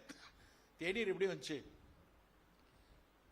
அங்க சீனால நிறைய சீன வைத்தியர்கள் உடம்பு சோர்வா இருந்து கொடுக்கறதுக்காக தயாரிக்கப்பட்டதான் அந்த கஷாயம். தேயிலையை வைத்து கஷாயம் கொடுத்து கொண்டிருந்தாங்க. இங்கிலீஷ்காரன் போனா குடிச்சு பார்த்தான், அது உடலுக்கு நல்லா எல்லாரும் சாப்பிடக்கூடிய அளவுல இருக்கு, ஒரு எனர்ஜெட்டிக்கா இருக்கு, அதை நம்ம எடுத்து பயிரிடலாமேன்னு சொல்லி எல்லாம் நம்ம ஊட்டியில் இருக்கக்கூடிய நல்ல சோழ மண்டல காடுகளை எல்லாம் அறுத்து சுற்றுச்சூழல்களை எல்லாம் கெடுத்து முழுக்க டீ, கிரீன் கார்பெட்டை உருவாக்கிட்டு போயிட்டாங்க. அதே தேயிலை மாதிரி நம்ம ஊர்ல 100 மூலிகைகள் எடுக்கலாம், 100 டீ போட முடியும் நம்மளால. நமக்கு அதுக்கான நாலேஜும் இருக்கு, ஆனா அதை நம்ம இழந்துட்டோம். அது யாரும் சொல்லி தரல, நம்ம இழந்துட்டோம். நாம என்ன செய்யணும்னா, நம்மளுடைய வீட்டுல இது மாதிரி ஒரு மூலிகை தேநீர்களை தயாரிக்கக்கூடிய அறிவு நம்ம கிட்ட இருக்கணும். அதுக்கு போய் பெரிய டாக்டரை பார்க்கணும் அவசியம் இல்லை. நம்ம வீட்டில் இப்ப நான் இருமிட்டு இருக்கிற மாதிரி ஒரு இருமல், சளி இருக்கு, எது பெஸ்ட் டீயா இருக்கும்? வீட்டில் ஒரு கரிசலாங்கண்ணி டீ தினம் காலையில ஒரு ஸ்பூன், ஒரு 4 நாளைக்கு இது மாதிரி இருமல், சளி இருந்தா ஒரு ஸ்பூன் கரிசலாங்கண்ணி பொடியை போட்டு நல்லா ஒரு 1.5 டம்ளர் தண்ணி ஊற்றி ஒரு 10 நிமிடம் கொதிக்க வச்சு எடுத்துட்டு வடிகட்டிட்டு அதுல தேனோ பனங்கள் கண்டோ போட்டு அந்த தேநீரை குடிக்கணும்.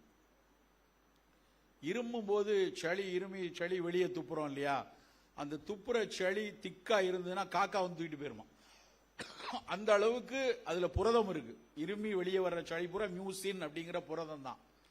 அது என்ன சொல்றான் அப்படின்னா, அப்படி காக்கா தின்னுட்டு போறக்கூடிய அந்த அளவுக்கு சளி வெளியே கூடிய ஒருத்தர் இருக்காரு அப்படின்னா அவருக்கு கரிசாலை தைலம்னு சொல்லுவாங்க. கரிசாலைக்கு இன்னொரு வேறு பேர் என்னன்னா தேகராஜன். உடலை வலிமையா வச்சுக்கிறதுனால அதுக்கு பேர் தேகராஜன். அதுக்கு ஒரு பாடல் இருக்கு, தேகரா சச்சுரதம் தில்லிய நேர் கூட்டி காகமுனும் சளி தீரும் காணேம்மா. சாரி, என்ன அர்த்தம் அப்படின்னா, கரிசலாங்கண்ணெய் சாறு ஒரு 100 ml எடுத்துட்டு 100 ml நல்லெண்ணெய் போட்டு காய்ச்சி அந்த தைலத்தை ஒரு ஸ்பூன் போல குடிச்சோம்னா, இருமி சளி வெளியே போச்சுன்னா அந்த சளியை வெளியே போற சளியை காக்கா தூக்கிட்டு போற மாதிரி ஒரு சளிக்கு இந்த கரிசலாங்கண்ணெய் தைலத்தை உள்ள கொடுங்க அப்படிங்கிறான். நம்ம தைலமா காய்ச்ச வேண்டாம், வெறுமனே ஒரு கரிசாலை டீயா தினம் காலையில குடிக்கலாம். இல்ல எனக்கு வீட்டுல நிறைய கேஸ் ட்ரபிள் இருக்கு, நெஞ்ச கரிக்குது, எப்ப பார்த்தாலும் டைஜஷன் சரியா இல்ல, வெறும் சுக்குமல்லி காஃபி எடுக்கலாம். தினம் காலையில ஒரு வாரத்துக்கு 2 நாள் சுக்குமல்லி காஃபி மாதிரி எடுத்துக்கலாம். தலைவலி இருக்கு, ரொம்ப தலைவலி மைக்ரேன் ஹெட்டேக்குமாங்க, அடிக்கடி மைக்ரேன் ஹெட்டேக் வரக்கூடிய நபர்கள் இருப்பாங்க.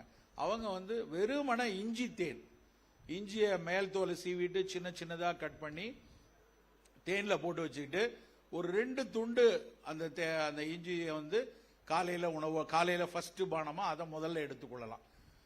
காய்ச்சல், ரொம்ப ஒரு சளி நிறைய இருந்து சின்ன குழந்தைங்க எப்ப பார்த்தாலும் வந்து ஒரு சின்ன உடம்பு கனச்சூடு மாதிரி உடம்பெல்லாம் வந்து கதகதன்னு இருக்கக்கூடிய தன்மை இருக்கா, அப்போ அவங்களுக்கு வந்து தூதுவளை, கண்டங்கத்திரி, அரத்தை, அதிமதுரம் அதை போட்டு ஒரு தேநீர் எடுத்துக்கொள்ளலாம்.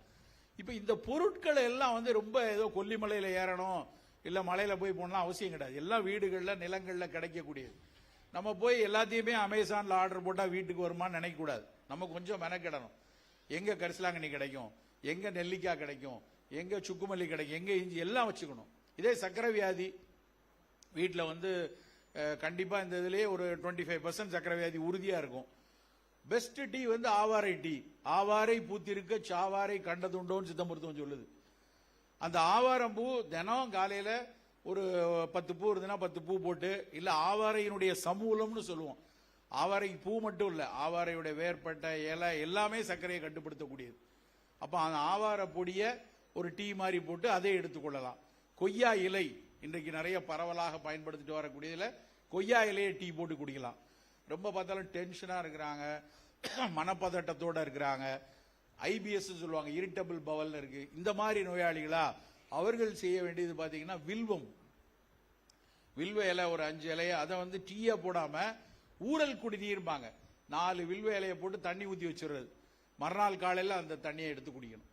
சோ அது வந்து பித்தத்தை தணிக்கக்கூடியது உடல்ல. இப்ப சிவபெருமானுக்கு வில்வ இலை ஏன் போடுறாங்க? சிவபெருமான வந்து பித்தத்தினுடைய கூறாதான் நாங்க பார்ப்போம். அவர் வந்து ரொம்ப பித்தஹாரிப்பாங்க, பித்தத்தன்மை நிறைய இருக்கிறனாலதான் அதை தணிக்கணுங்கிறதுக்காக வில்வத்தை பயன்படுத்துவதாக மித்தலாஜிக்கலா ஒரு எக்ஸ்பிளனேஷன் சொல்லுவாங்க சித்த மருத்துவத்தில். அந்த வில்வம் அறிவியல் பூர்வமாக பார்த்தோம்னா மனப்பதட்டத்தை குறைக்கக்கூடியது. சரியா தூக்கம் வரல, எப்ப பார்த்தாலும் டென்ஷனா இருக்காங்க, சாப்பிட்ட உடனே மோஷன் போகணுங்கிற தன்மை இருக்கு, இரிட்டபிள் பவல் சிண்ட்ரோம், இல்லைன்னா கிரான்ஸ் டிசீஸ், இப்படி இருக்கிறவங்க எல்லாம் காலையில இந்த வில்வ குடிநீர், அதை மட்டும் வில்வத்தை மட்டும் டீயா போடாம ஒரு தண்ணியில ஊற வச்சு மறுநாள் காலையில அந்த தண்ணியை குடித்துக்கணும். சோ நம்மளுடைய காலை பானம்ங்கிறது ஒரு ஃபங்க்ஷனல் பிவரேஜா இருக்கணும். அது வெறுமனே எல்லாரும் குடிக்கிற மாதிரி இதுல இஞ்சி இருக்கு, சுக்கு இருக்குன்னு 3 ரோசஸ் அட்வர்டைஸ்மெண்ட் பண்ண உடனே 10 ரூபாய் பாக்கெட் வாங்கி அதை மட்டுமே எல்லாரும் சாப்பிட்டுட்டு இருக்கணும்னு அவசியம் இல்லை. நமக்கு என்ன தேவை இருக்கோ அந்த மாதிரி ஒரு பானங்களை நாம் பயன்படுத்தி கொள்ளக்கூடிய ஒரு அறிவை பெற்றுக்கொள்ளணும். இது முதல் விஷயம். 2வது, காலை சாப்பாடுங்கிறப்ப கண்டிப்பா அதுல ஏதாவது ஒரு சிறுதானியம் இருக்கணும். இப்ப இவங்க வந்து ஒரு அட்வர்டைஸ் பண்றாங்க, ஒரு சிறுதானிய கலந்த மாவை வந்து தோசை மாவுல கலந்து பயன்படுத்திக்க சொல்லி, இது ஒரு ரெடிலி அவைலபிளா கொடுத்திருக்காங்க. தனி சிறுதானியங்களே ஏதாவது ஒரு உணவு நம்ம வீட்டில் இருந்து கொண்டே இருக்கலாம். தினை அரிசியில பொங்கல் செய்யலாம், வரகரிசியில உப்புமா செய்யலாம், ஏதாவது ஒரு உணவு. ரொம்ப முக்கியமா இங்க உங்கள்கிட்ட ஒரு விஷயம் சொல்லணும்னு நினைக்கிறேன். சிறுதானியத்தை முடிந்த வரைக்கும் மாவா ஆக்காம அதை உப்புமாவாவோ இல்லைன்னா ஒரு போகோ மாதிரியோ இல்லைன்னா ஒரு குருணையான அரிசியாகவோ பயன்படுத்துறது தான் ஆக சிறப்பு. மாவு ஆக்கிட்டோம், நல்ல மையா மாவு ஆக்கிட்டோம்னா அரிசி மாதிரி அதுவும் கொஞ்சம் வேகமா அப்சார்ப் ஆகும். ஏன் வந்து கிளைசிமிக் இண்டெக்ஸ் குறைவா இருக்கு நான் சொல்றேன் இல்லையா, மற்றதை விட சிறுதானியம் மெல்ல மெல்ல தான் அப்சார்ப் ஆகும்னா காரணம் என்னன்னா அதனோட ஸ்டார்ச் மெட்டீரியல், அதுக்குள்ள இருக்கக்கூடிய ஸ்டார்ச் வந்து லேசில உடைக்க முடியாது. அதனாலதான் சில பேர் சொல்லுவாங்க ராத்திரியில எனக்கு சிறுதானியம் ஒத்துக்காதுங்க, சில பேர் சொல்லுவாங்க சிறுதானியம் சாப்பிட்டா எனக்கு உடம்பு ஹீட் ஆகுது. இந்த பாயிண்ட்டுக்கெல்லாம் காரணம் என்னன்னா அது ஸ்லோலி அப்சார்பபிள் ஸ்டார்ச், அதுல அது பிரேக் ஆகாது. நமக்கு சாதாரணமா ஸ்டார்ச் வாயில போட்டா வாயிலேயே வந்து சலைவரி அமைலேஸ் அப்படின்னு ஒரு என்சைம் இருக்கு, அதுவே பிரேக் பண்ணிரும். அதுவே பிரேக் பண்ணி குளுக்கோஸ் அப்சார்ப் பண்ணி வாயில இருந்தே அப்சார்ப்ஷன் ஆரம்பிச்சிடும். ஆனா இந்த சிறுதானியத்தில் இருக்கக்கூடிய அந்த ரெசிஸ்டன்ஸ் ஸ்டார்ச்சும் அதுல இருக்க அமைலோபெக்டின் காம்ப்ளெக்ஸ், அந்த ஸ்டார்ச் வந்து காம்ப்ளெக்ஸா இருக்கும், லேஸ்ல உடைக்க முடியாது. என்னதான் பல்லு கடிச்சு எடுத்து உள்ள தள்ளினாலும் அது அடி முழு கூறாவே உள்ள போகும். அது மெல்ல உடையும் போது அது வந்து சிறுகுடலை தாண்டிடும். சிறுகுடலை தாண்டியாச்சுன்னா குளுக்கோஸ் அப்சார்ப்ஷன் குறைஞ்சிரும். நல்லா புரிந்து கொள்ளணும், குளுக்கோஸ் அப்சார்ப்ஷன் உமிழ்நீர்ல இருந்து ஆரம்பிச்சு ஃபர்ஸ்ட் பார்ட் ஆஃப் இன்டெஸ்டைன் வரைக்கும் தான் வேகமா அப்சார்ப் ஆகும். அப்ப எவ்வளவுக்கு எவ்வளவு டிலே பண்றோமோ அந்த அளவுக்கு அது வந்து சர்க்கரையே மேலத்தில். ஸோ காலை உணவுல சர்க்கரை வியாதி இருக்கிறவங்களா இருந்தா நான் எல்லாத்தையும் சார் நிறைய பேர் சொல்லுவாங்க, சார் தினம் காலையில் கஞ்சி காய்ச்சி குடிச்சிருவேன் சார், ஈஸி சார், ஒரு டம்ளர் கொடுப்பாங்க கடகடான்னு குடிச்சிட்டு போயிடுவேன். அது புத்திசாலித்தனம் கிடையாது. இதே உங்க குழந்தை கண்டிப்பா கஞ்சி கொடுங்க. உங்க வீட்டு பிள்ளையா ராகி கஞ்சி கொடுங்க. உங்க வீட்டில் வளர்ற பையன் 15 வயசுல இருக்கான் ஓடுறானா அவனுக்கு மல்டி மில்லட் கஞ்சி கொடுங்க, தப்பு இல்லை. 45 வயசு ஆகுது அப்படின்னா அதை உடைச்ச அரிசியா பொங்கலாவோ உப்புமாவாகவோ தான் சிறுதானியங்களை பயன்படுத்தணும். இந்த மாதிரி முதல் விஷயம் வைத்துக் கொள்ளணும். ரெண்டாவது கொஸ்டின் நிறைய பேர் கேட்கறது, தைராய்டு பேஷண்ட் சாப்பிடலாமா? பல பேர் கேட்கக்கூடிய கேள்வி. தைராய்டுக்கும் மில்லட்டுக்கும் என்ன சம்பந்தம்? நல்லா புரிந்து கொள்ளணும். இதுல ரெசிஸ்டன்ட் ஸ்டார்ச் இருக்கிறதுனால, இதுல நிறைய ஃபைட்டோ இன்கிரீடியன்ட் இருக்கிறதுனால இந்த தைராய்டு சுரப்ப அது கொஞ்சம் தடுக்குமோ இல்ல அதை வந்து உடைச்சிருமோன்னு ஒரு ஐயம் அறிவியலாளர்கள்ட்ட இருக்கு, இல்லைன்னு இல்லை. சில பேப்பர்ஸ் பப்ளிஷ் ஆயிருக்கு. அதனால நான் என்ன சொல்றேன்னா, தைராய்டு மாத்திரை எடுத்துட்டு இருக்கிறவங்க ரொம்ப அடிக்கடி சாப்பிட வேண்டாம். ஒரு வாரத்துக்கு 2 நாள், அதுக்காக சாப்பிடவே கூடாதுன்னு இல்லை. இல்ல இதை சாப்பிட்டா தைராய்டு வந்துடும் கிடையாது, தப்பா புரிஞ்சுக்க கூடாது. தைராய்டுக்கு ஆல்ரெடி மாத்திரை எடுத்துட்டு இருக்கீங்களா, வீக்லி ட்வைஸ் த்ரைஸ் வச்சுக்கோங்க. இன்ஸ்டெட் ஆஃப் டேக்கிங் எவ்ரிடே, வாரத்துக்கு 2 நாளோ 3 நாளோ வைத்துக் கொள்ளக்கூடிய தன்மை வைத்துக் கொள்ளும். இது ரெண்டாவது. மூணாவது, நம்முடைய மதிய உணவுகள்ல இந்த வெள்ளை அரிசிக்கு பதிலா கண்டிப்பா வாரத்துக்கு 2 நாள் 3 நாள் வரகரிசியோ கம்பஞ்சோரோ வைத்துக் கொள்ளுங்க. இது மிகப்பெரிய அளவுல பயன் கொடுக்கும். இந்த லோ கிளைசிமிக் பிரின்சிபல் மட்டும் இல்ல, இன்னொரு முக்கியமான பிரின்சிபல் சிறுதானியத்தில் மற்ற அரிசியில கோதுமையில இல்லாத விஷயம் என்னன்னா, அதுல இருக்கக்கூடிய ஃபைபர். ஃபைபர் வந்து ஒரு நாளைக்கு நமக்கு வந்து 22 கிராம் வேணும் பெர் டே. ஒரு நாளைக்கு 20 இருந்து 22 கிராம் வேணும். நம்ம சாப்பிட்றது எவ்வளவு தெரியுமா? வெறும் 5 கிராம் இருந்த பெரிய விஷயம். நல்ல 3 ஆரஞ்சு பழம், நிறைய கீரை, இல்லைன்னா நான்வெஜ்ல நல்லா ஃபிஷ் மட்டன் சாப்பிட்டா ஃபைபர் கிடைக்கும். இல்ல வெறுமனே நான் காலையில வந்து பொங்கல் வடை சார், மத்தியானம் சாம்பார் பொரியல், ராத்திரி ஆனா 2 இட்லி தோசைன்னு சாப்பிட்டா ஃபைபர் 2 கிராம் கூட கிடைக்காது. ஃபைபர் வந்து 20 கிராம் வேணும் அப்படின்னா சிறுதானியத்திலிருந்து கிடைக்கக்கூடிய ஃபைபர் 2 விதமான ஃபைபர். ஒன்னு சாலிபிள் ஃபைபர், இன்னொன்னு இன்சாலிபிள் ஃபைபர்.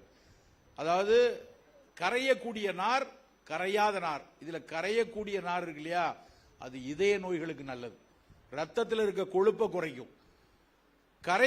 கரையாத நார் என்ன பண்ணும்னா மலத்தை தள்ளி விடும். அப்படியே ஃபைபர் அப்படியே தண்ணியை உறிஞ்சு மோஷன் நல்லா ஃப்ரீயா இருக்கிறதுக்கு நல்லா இருக்கும்.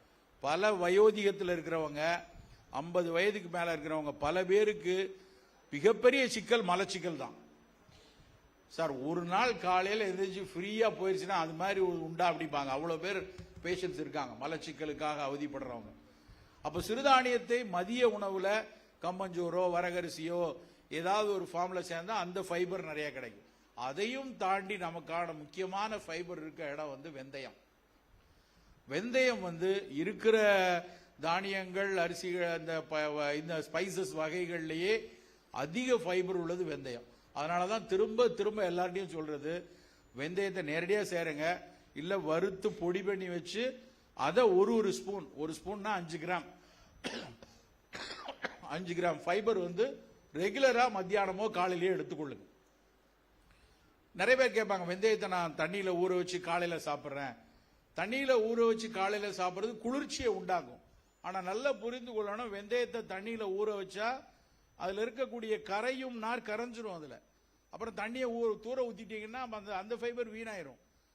மீதி இருக்கிற ஃபைபர் மட்டும் தான் உள்ள போகும். அப்படி ஒருவேளை கரைச்சிங்கன்னா அந்த தண்ணியும் சேர்த்து குடிங்க. அதுக்கப்புறம் அந்த வெந்தயம் அளவு 10 கிராம் வரைக்கும் எடுக்கலாம். காலையில் 5 கிராம், மத்தியானம் 5 கிராம் எடுத்துக்கொள்ளலாம். காலையில் 1 ஸ்பூன், மதியம் 1 ஸ்பூன் வெந்தய பொடி எடுத்துட்டு சிறுதானியம் எடுத்து பாருங்க, மலம் ஃப்ரீயா இருக்கும். அதோட சேர்ந்து இந்த ரத்த கொழுப்பு குறையிறது, ரத்த சக்கரை குறையுது, ரெண்டுக்கும் நல்லா இருக்கும். ஃபேட்டி லிவர், ஈரல் மேல கொழுப்பு படிஞ்சிருக்கு, கிரேட் 1 ஃபேட்டி லிவர் நிறைய பேருக்கு இருக்கு. கிரேட் 2 இருந்ததுன்னா கண்டிப்பா வைத்தியம் பண்ணணும்.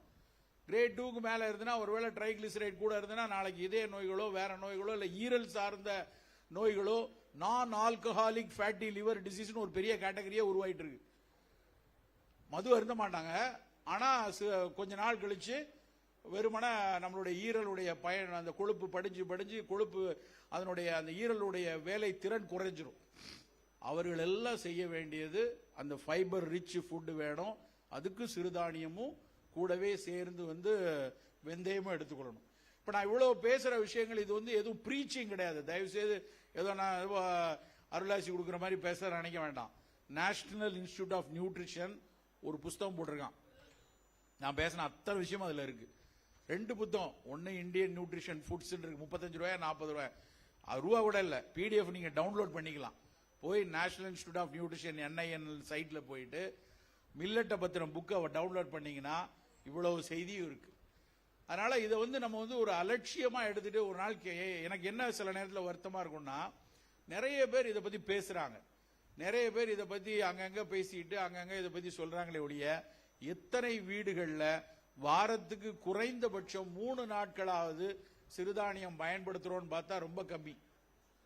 ஏன் அவ்வளவு கம்மின்னு சொல்றேன்னா, விற்பனையை வைத்து தெரியும். எவ்வளவு பயிரிடுறாங்க இங்கே எவ்வளவுன்னு தெரியும். பயிரிடுற அளவும் தமிழ்நாட்டில் ரொம்ப கம்மி, விற்பனையும் ஆக்சுவலா பாத்தீங்கன்னா ரொம்ப கம்மி தான்.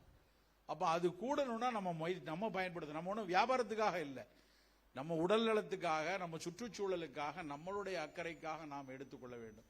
நண்பர்களே, ஒவ்வொரு சிறுதானியங்களும் நம்மளுடைய, அது திணையா இருக்கட்டும் ராகி, அதனுடைய ஒரு நிறம் இருக்கு இல்லையா, திணையினுடைய பொன் மஞ்சள் நிறம், கம்பரிசியில் இருக்கக்கூடிய பழுப்பும் பச்சையும் கலந்த நிறம், கேழ்வரகுல ராகியில இருக்கக்கூடிய கருஞ்செம்மை நிறம். இது வெறும் பிக்மெண்ட் இல்ல, அதனால ஏசியன் பெயிண்ட் வச்சு அடிச்சா இருக்கு. இந்த ஒவ்வொரு பிக்மெண்ட்டுக்கு பின்னாடியும் ஒரு மருத்துவ குணம் இருக்கு. ஒரு டார்க் ரெட் கலர் இருக்கு, மெரூன் கலர்ல இருக்குன்னா அது ஆண்களுக்கு புராஸ்டேட் என்லார்ஜ்மெண்ட்ல வரக்கூடிய கேன்சர் புராஸ்டேட்டை குறைக்கும். லைகோபீன் அப்படிங்கிற கண்டென்ட் இருந்தா மட்டும்தான் அந்த கருஞ்சிவப்பு வரும்.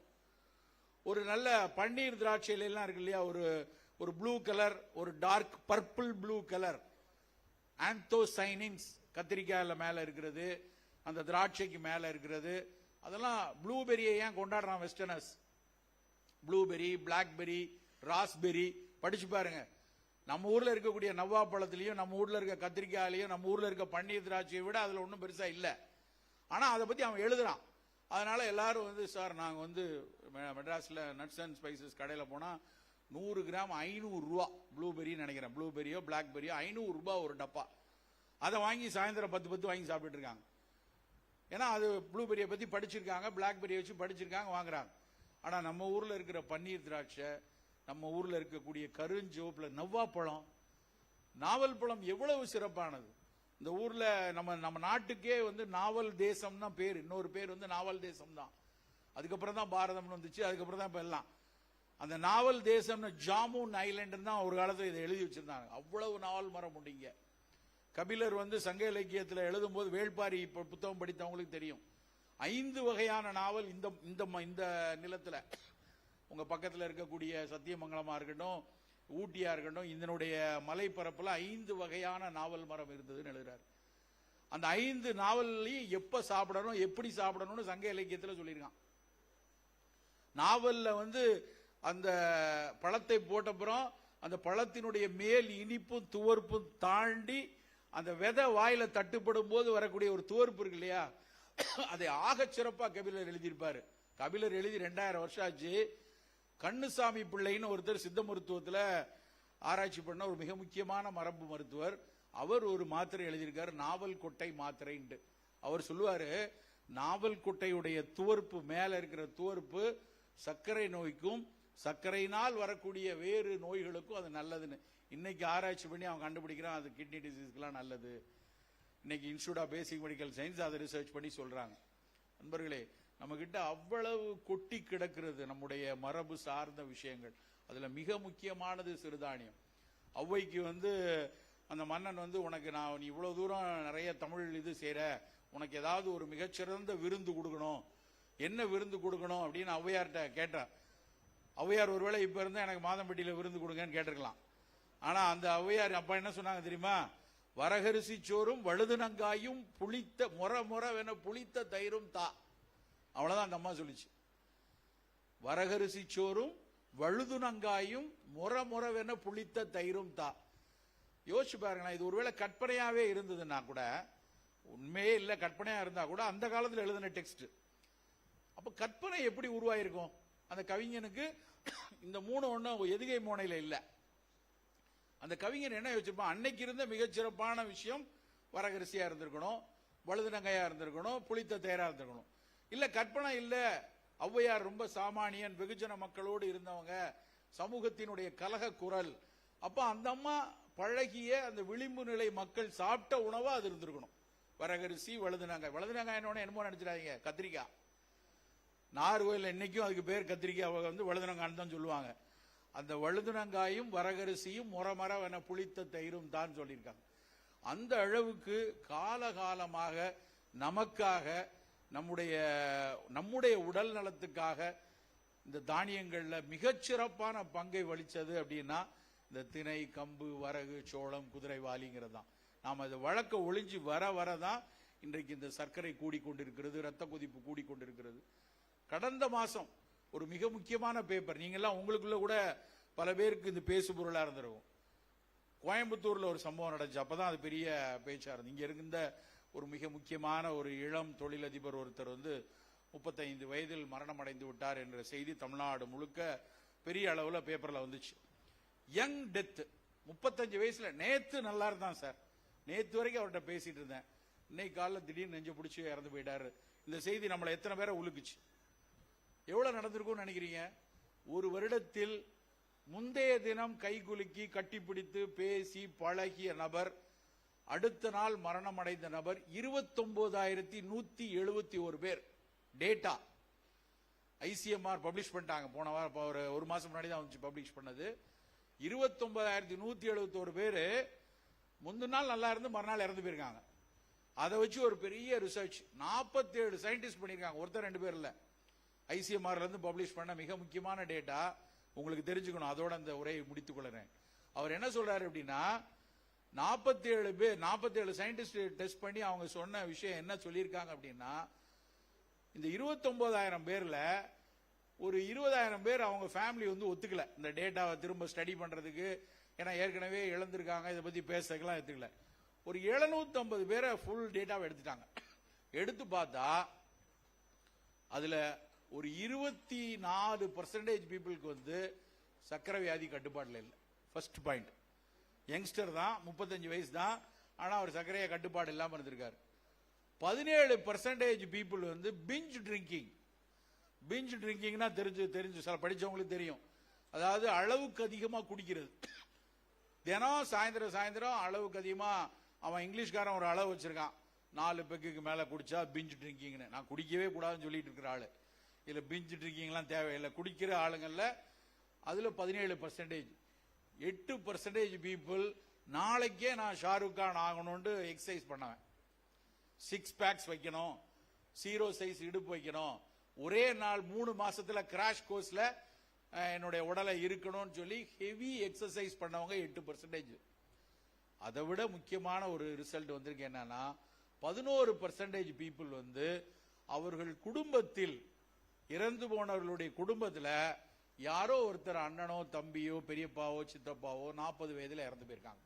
இது நமக்கு முக்கியமான ஒரு ரிசல்ட். நம் குடும்பத்துல நம் சகோதரரோ இல்லை என்றால் நம் சித்தப்பாவோ நம்மளுடைய அக்கா பையனோ யாரோ ஒருத்தர் 40 வயசுல இறந்திருக்காங்கன்னா அந்த மரபு நம்ம கிட்ட இருக்கலாம். நம்முடைய வெசல் வந்து அப்படியே ஜெனடி. எங்க அப்பாவுக்கு 80 வயசு இருக்குன்னா நம்ம கொஞ்சம் தைரியமா இருக்கலாம். ஓ, அப்பா 80னா நமக்கு 80 வரதுக்கு வாய்ப்பு இருக்கு, நம்மளா அழிச்சுக்கிட்டா தான் உண்டு. அப்போ அந்த மரபு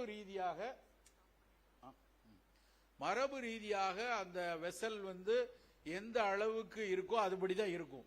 இப்ப இறந்து போனவர்களை வைத்து கணக்கு என்ன சொல்றாங்க அப்படின்னா 10% ஆஃப் பீப்புளுக்கு வந்து இந்த மரபு ரீதியாக 40 வயதுல இறந்திருக்காங்கன்ட்டு.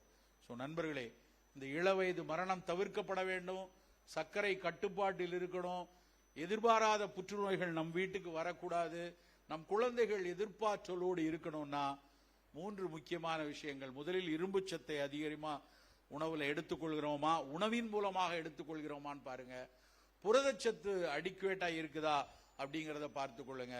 ரொம்ப ரொம்ப முக்கியமா லோ கிளைசிமிக் ஃபுட்டா, மெல்ல மெல்ல சர்க்கரையை தள்ளக்கூடிய உணவாக பார்த்து கொள்ளுங்கள். இந்த 3ம் சேர்ந்த விஷயம்தான் இந்த சிறுதானியங்கள். இந்த சிறுதானியங்களை காலை உணவுல, மதிய உணவுல, சிற்றுண்டிகள்ல எங்கெங்க எப்படி சேர்க்க முடியுமோ அப்படி சேர்த்து கொள்ள வேண்டும். வெறும் பேசுபொருளாக இல்லாமல் அது நம்முடைய வழக்கு பொருளாக மாறி ஆரோக்கிய வாழ்வை நாம் எல்லோரும் முன்னெடுக்க வேண்டும். அதற்கு ஒரு சிறந்த முன்னெடுப்பாக ஒரு மில்லட்டை வைத்து தினமலர், ஆசீர்வாத், மாதம்பட்டி, அமிர்தா இன்னும் பல நிறுவனங்கள் சேர்ந்து ஒரு நல்ல ஆரோக்கிய நகர்வுக்கான முன்னெடுப்பை எடுத்த மக்களுக்கு பாராட்டுக்களையும் வாழ்த்துக்களையும் கூறி இருமலுடன் பேசிய என்னுடைய பேச்சை பொறுத்து கொண்டமைக்கு நன்றி கூறி விடைபெறுகிறேன். வணக்கம்.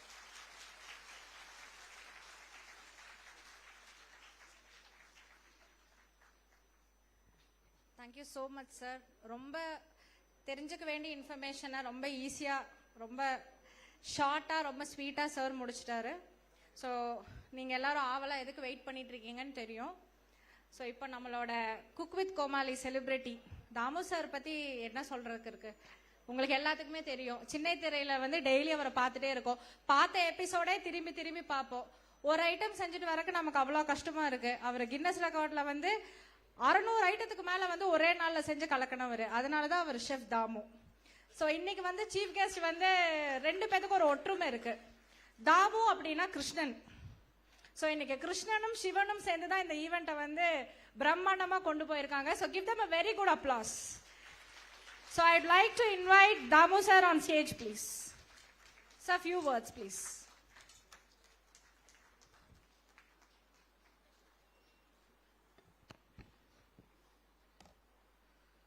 கிருஷ்ணனு அது வீட்லேயே சொன்னாங்க, அவனை சுற்றி எப்பவுமே பொம்பளைங்களா இருக்காங்க அப்படின்னு, அதனால பேர் வச்சான்னு பயந்துட்டு இருந்தாங்க. இப்போ கூட மருத்துவர் சிவராமனை சேர்த்து சிவன் சொல்லிட்டாங்க, அதனால தப்பிச்சிட்டேன்.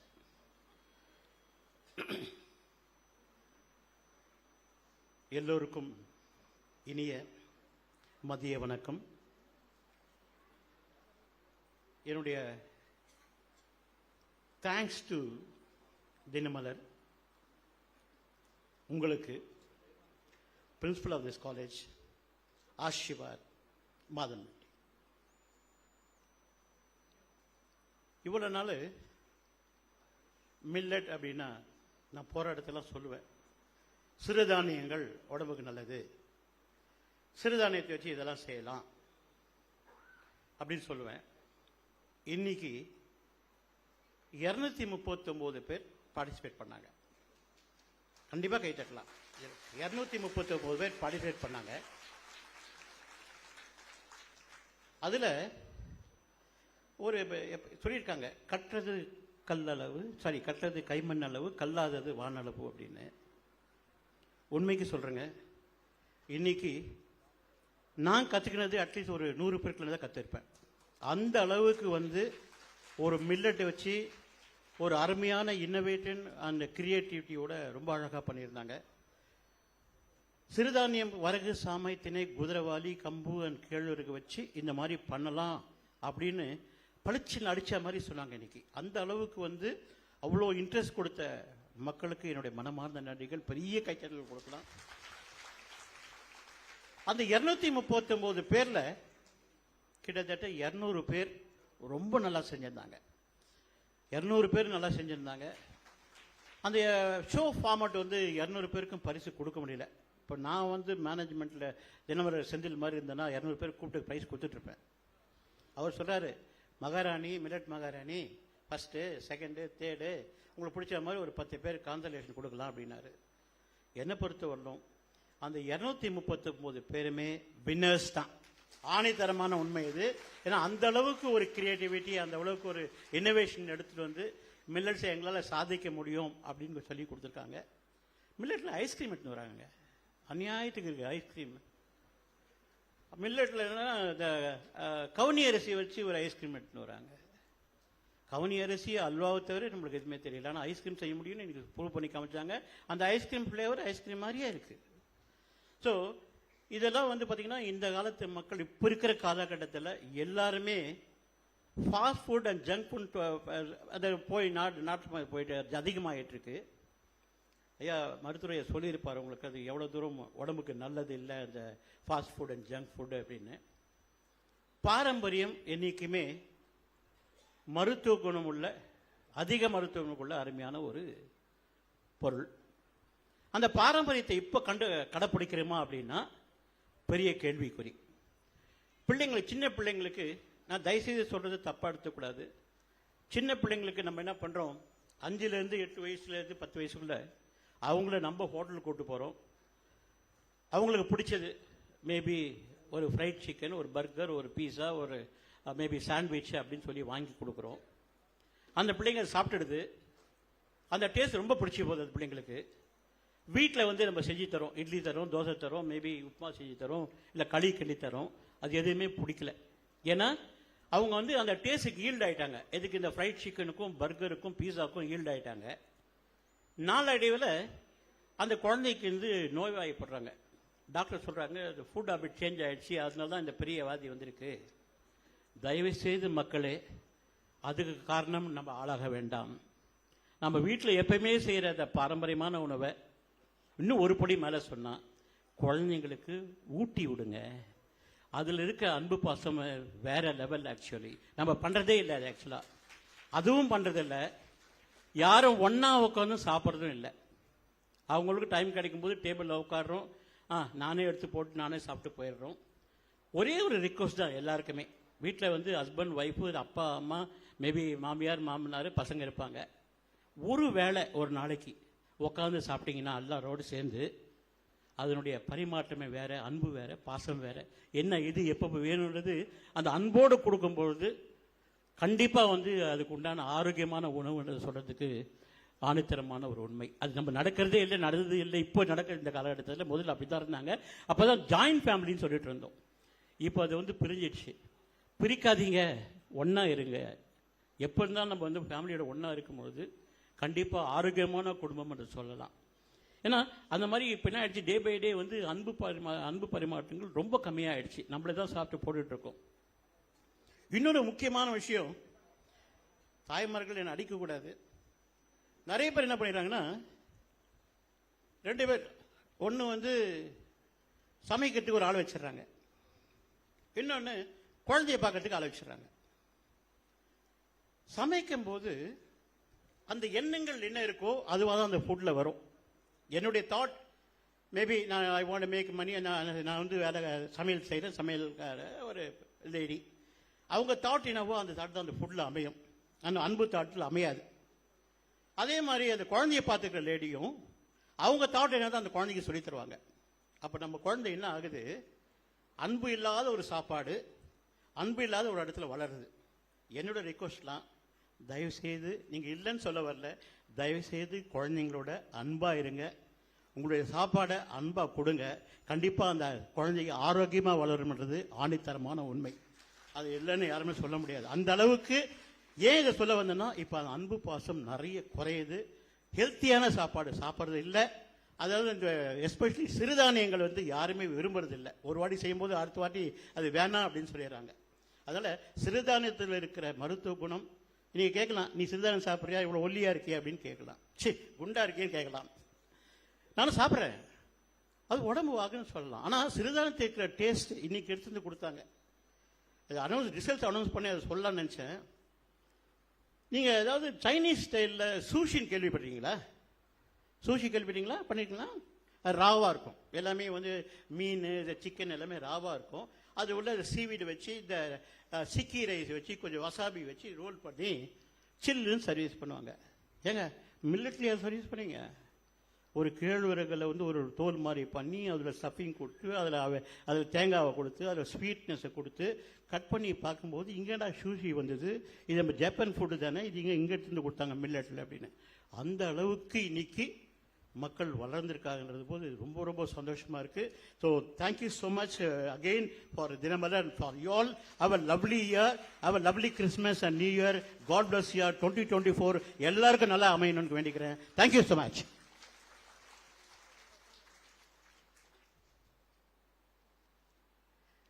ஸோ நீங்கள் ஆவலாக வெயிட் பண்ணிட்டு இருக்கிற மொமெண்ட் இப்போ வரப்போகுது. ஸோ அதுக்கு முன்னாடி I would like to invite all the sponsors on the stage please. Shivraman sir, please come on the stage, please sir. Please give a very good clap. And I would like to invite this college principal. 29 years in the college la irukkaru, inga da padicharu, இங்க தான் இப்ப பிரின்சிபலா இருக்காரு. So he's more connected with the college. I invite you, Shiva sir, please on stage. And I would like to invite Lakshmi Ceramics or owner Mr. Kamal sir, a very simple human being, very down to earth person, a submissive leader. I would like to invite you on stage, sir. And you all know, என்ன பண்ணாலும் எல்லாத்துக்கும் கடைசியில் என்ன சாப்பாடு தான் இல்லையா? So it ends with Annapurni, the generous person, Mr. Madambatti Rangaraj, who's a star, a versatile film star. இப்போ ஒரு மூவி பண்ணிட்டு இருக்காரு யோகி பாபு கூட. So I would like to have him on stage, please. And the last, Amrita Wet Grinders oda MD Mr. Pragdishwaran sir, a very simple human being. யார் வேணா அவரை போய் approach பண்ணலாம். Who always with pleasing smile and kind heart. Thank you sir. இன்னைக்கு நீங்க ஒரு sponsor ஆனதுக்கு we are so proud to have you on stage, please. Yes. And now எல்லாத்துக்கும் பசிக்குதுங்களா? என்ன பசி இல்லையா? எல்லாம் சாப்பிட்டுட்டு வந்துட்டீங்களா? Please answer me. பசிக்குது இல்லையா? அப்ப சீக்கிரம் போகணும். Okay. So will wait for the right moment. So உங்களுக்கு தெரியும் எப்படி வந்து இன்னைக்கு ப்ரைஸ் டிஸ்ட்ரிபியூஷன் இருக்க போகுது அப்படின்னு. ஸோ வந்து 10 கான்சலேஷன் பிரைஸ், 10 ஆறுதல் பரிசு இருக்கு. அது இல்லாம the டைட்டில் வின்னர், அதுக்கு தானே இத்தனை கஷ்டம் காலையில இருந்து நம்ம ட்ரை பண்ணிட்டு இருக்கோம். so many people from different places, ஊட்டி, பொள்ளாச்சி, நிறைய பிளேசஸ்ல இருந்து நிறைய விமென்ஸ், நிறைய மகாராணிங்க வந்திருக்கீங்க. சோ இன்னைக்கு டைட்டில் வின்னர் நீங்க எடுக்கிறீங்களோ இல்லையோ, வந்தவங்க எல்லாருமே மகாராணி தான். சரிங்களா? சோ நீங்க வந்து அதை நினைக்க வேண்டாம் டைட்டில் கிடைச்சா மாத்திரம் தான் நான் மகாராணின்னு. So every one is a maharani. ஏன்னா நீங்க டெய்லி உங்க வீட்டுக்காக ஒருவேளை நம்ம சமைக்கல, 24 hours நம்ம சமைக்கிறோம். லாக்டவுன் டைம்ல வந்து எல்லாத்துக்குமே பிரேக் இருந்தது, ஆனா கிச்சனுக்கு மாத்திரம் 24 hours ஒர்க் இருந்தது. சோ விமனுக்கு என்னைக்குமே நீங்க அந்த சப்போர்ட் கொடுத்துட்டே இருக்கணும். சோ எல்லா மகாராணிக்கும் ஒரு பயங்கரமான ஒரு கைத்தட்டு கொடுங்க. எஸ். So 10 conciliation prices. அதுக்கப்புறம் ஃபர்ஸ்ட் பிரைஸ்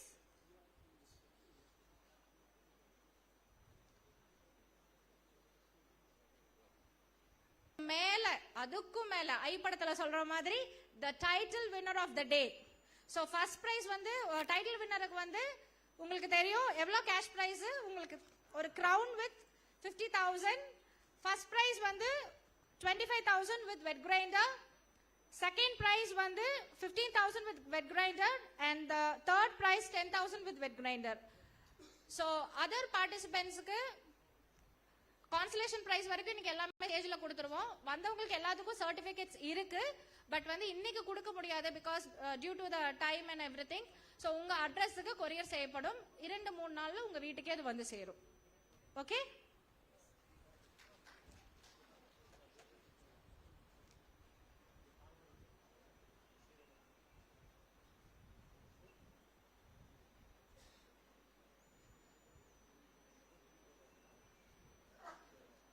உங்களை போல நானும் ரொம்ப ஈகரா இருக்கேன். யார் அந்த மகாராணி? அந்த மகாராணிக்கு இன்னைக்கு கிரீடம் சூட்டுவாங்க. என்ன உனக்கு செய்ய தெரியும்? சமைக்க தானே தெரியும். இந்த வார்த்தையை வந்து நம்ம கேட்டிருக்கோம் இல்லையா? சமையல் என்ன பெரிய விஷயமா? இத்தனோட அரிசி போட்டா பருப்பு போட்டா யாரு வேணா சமைக்கலாம் அப்படின்னு சொல்லுவாங்க. ஆனா அப்படி இல்ல. எல்லாமே கரெக்டான ப்ரொபோர்ஷன்ல போட்டாதான் அந்த சுவையான சமையல் கிடைக்கும். சோ இன்னைக்கு வந்து அந்த மகாராணி யாருன்னு வெரி ஃபியூ செகண்ட்ஸ்ல தெரிய போகுது.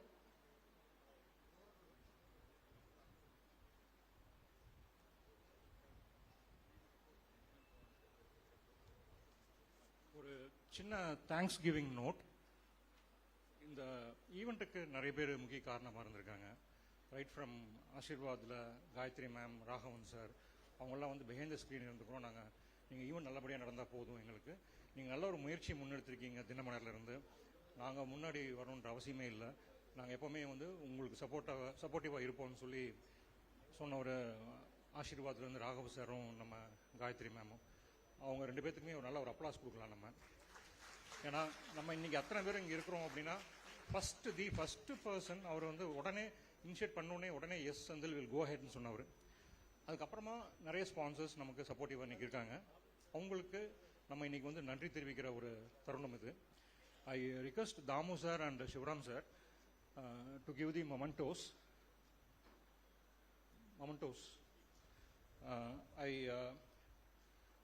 எனக்கு ஒரு சின்ன இன்ஃபர்மேஷன். இந்த வென்யூவில் 100% சப்போர்ட்டிவாக முன்னாடி இருந்து எல்லா சேஞ்சஸ்க்கும் நைட் அண்ட் டே, இன்னைக்கு காலையில் 2 வீலர் எடுத்துகிட்டு வந்து என்ன ஹெல்ப் பண்ணணும்னு கேட்டார் நம்ம principal, SNR principal sir Sivakumar sir. I really thank him and I request our Shivaram sir and Damu sir to give the memento to our principal Mr. Shivakumar. It's a thanksgiving note from Dinamalar.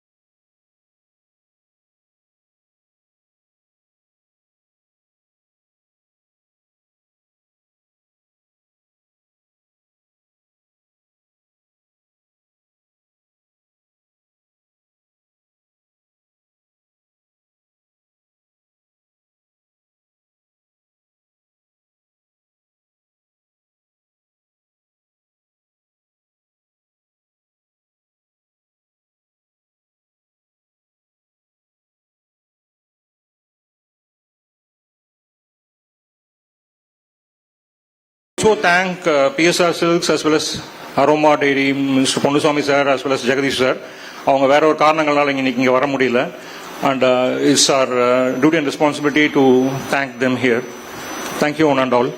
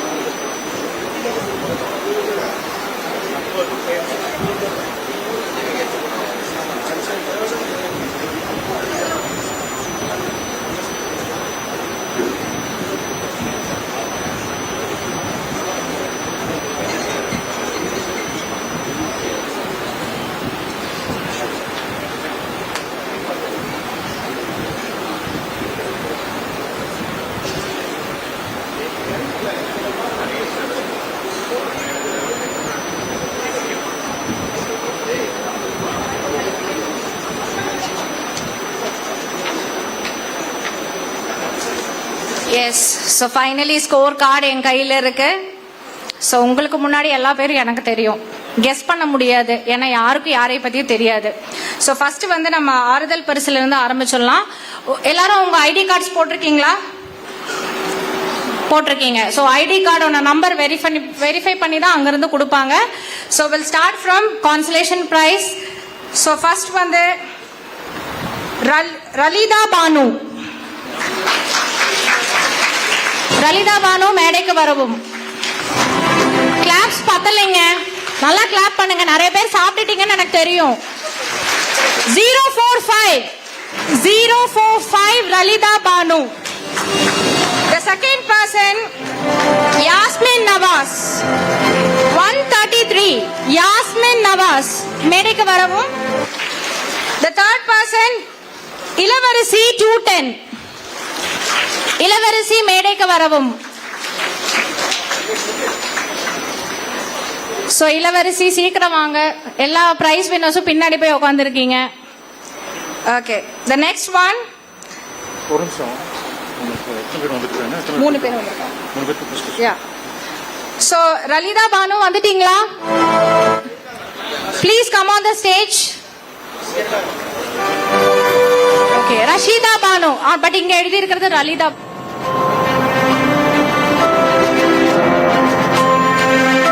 I would like to call Mr. Damu sir to give the prize.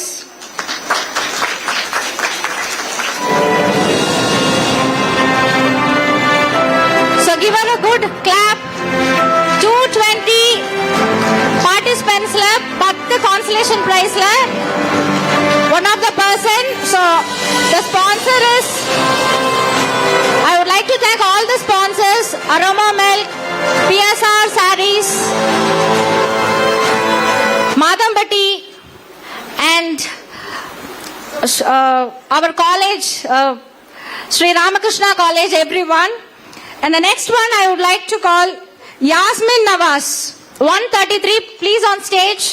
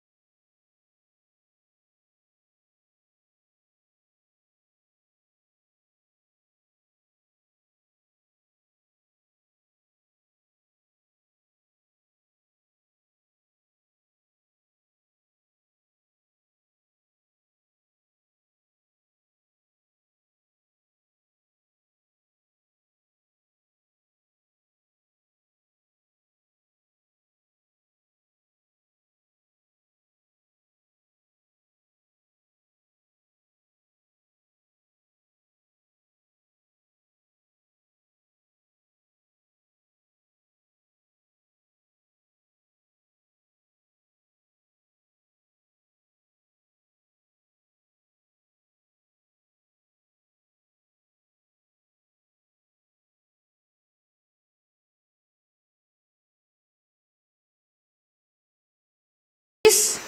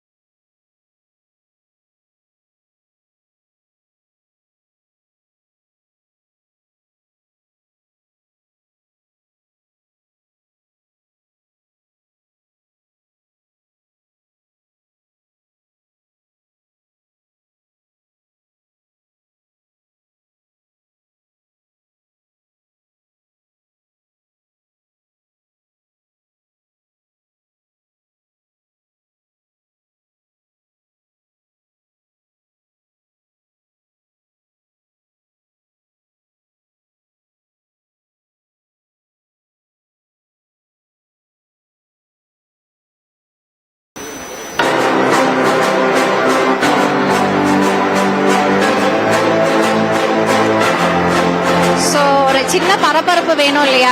First second third எல்லாம் கொடுக்க போகுது. நீங்க கொஞ்சம் ஈகரா wait பண்ணல. எப்படி அசால்ட்டா சொல்லிருக்கோம். First prize 50,000 with a crown. The title winner-க்கு வந்து 50,000 with crown. சோ நீங்க வெயிட் பண்ணி தான் ஆகணும். ஓகே. சோ தேர்ட் பிரைஸ் சொல்ல போறோம்.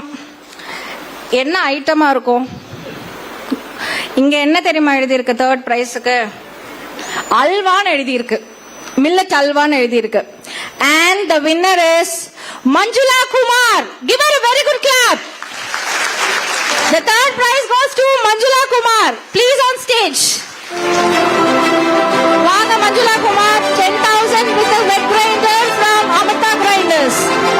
We thank you so much sponsors for making this day a very big event. So Manjula Kumar oda number வந்து 020. So we'd like to ask all the jury members and the judges to give the gift. The prize is to Manjula. Halwa Manjula கிட்ட கேளுங்க, கண்டிப்பா மஞ்சுளா செஞ்சு அனுப்புவாங்க. Manjula ma'am, Madhampatti sir உங்ககிட்ட அல்வா கேக்குறாங்க, கண்டிப்பா செஞ்சு கொடுத்துருங்க. So out of 230 women, அவங்க third prize வாங்கிருக்காங்க.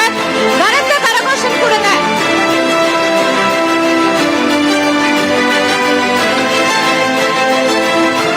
So அந்த ரெசிபி வந்து எப்படினாலும் நம்ம மாதம்பட்டி சார் வாங்கிடுவாரு. அதுக்கான முயற்சி எடுத்துட்டு இருக்காரு. மஞ்சுளா மேம், போகும்போது உங்க நம்பர் கொடுத்துட்டு போங்க.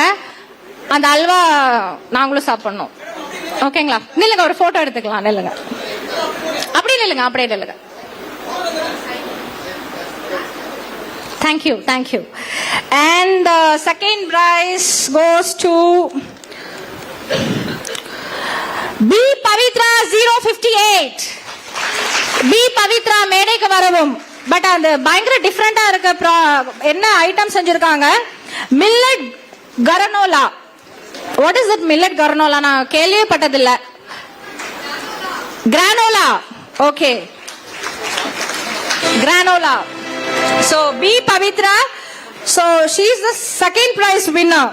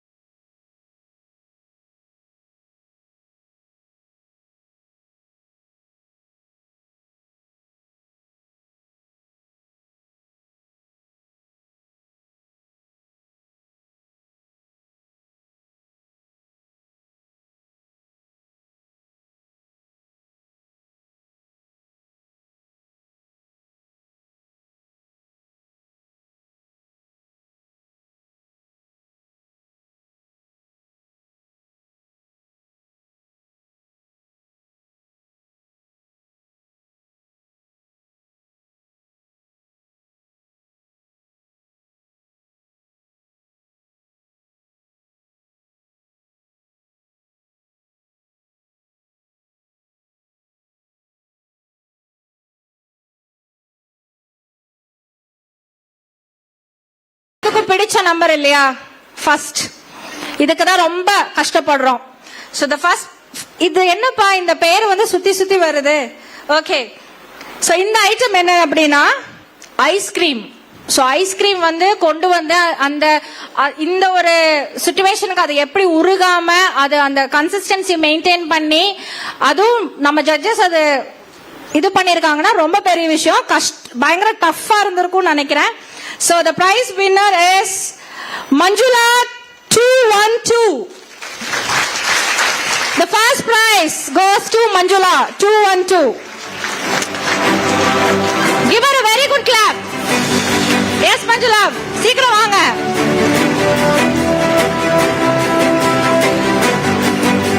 மஞ்சுளா ஒரு குக்கு மாத்திரம் இல்ல, நல்ல ஒரு ஓடுறாங்க பிடி உஷா மாதிரி. அவங்களுக்கு ஓட்ட பந்தயத்திலயும் நல்ல ஃபியூச்சர் இருக்கு. வாங்க மஞ்சுளா, நல்லா ஓடுறீங்க. All the best. Excellent. Ice cream எதிர்பார்க்கவே இல்லை. Excellent.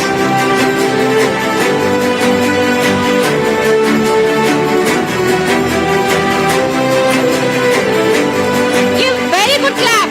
The first prize winner of Millet Maharani, and the event is sponsored by so many people today. Ashirwad and Dinamalar Vadagum Millet Maharani event oda first winner is Manjula. Yes, thank you Manjula. Happy.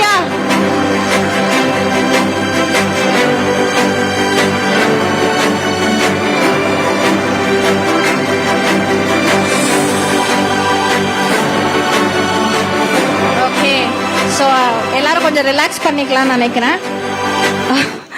S, so ரொம்ப பரபரப்பா இருந்தது. Okay, இப்பதான் hot moment.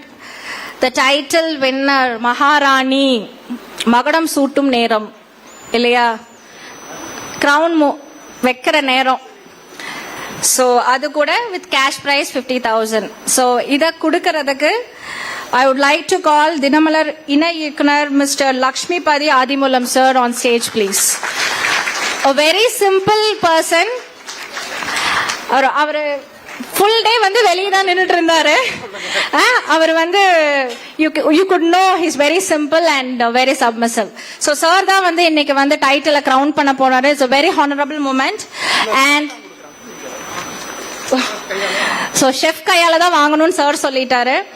Okay, so வந்து இந்த item வந்து பேரு சொல்லிட்டானா நீங்க கண்டுபிடிச்சிருவீங்க. Dish dish பாத்தீங்களா, அவர் என்ன கரெக்ட் பண்றாரு. டிஷ்ன்னு சொல்றாரு. Yes sir, dish dish. Okay, so the dish name சொல்லிட்டானா நீங்க கண்டுபிடிச்சிருவீங்க. The millet sushi. The title winner is Mahalakshmi Harish. Please on stage. Mahalakshmi Harish. Out of 230 contestants, the title winner, Millet Maharani 2023. வாங்க சீக்கிரம் வாங்க. மகாராணி மகாராஜா கூட தான் வந்துட்டு இருக்காங்க. Great. Yes. So, the proud moment in her life. Yes, the number is 216. The number is 216. The Maharani is coming to the stage. The Millet Maharani is on the way. Congratulations, Mahalakshmi Harish. Claps பத்தலீங்க, நல்லா தட்டுங்க. எவ்வளவு பெரிய விஷயம்.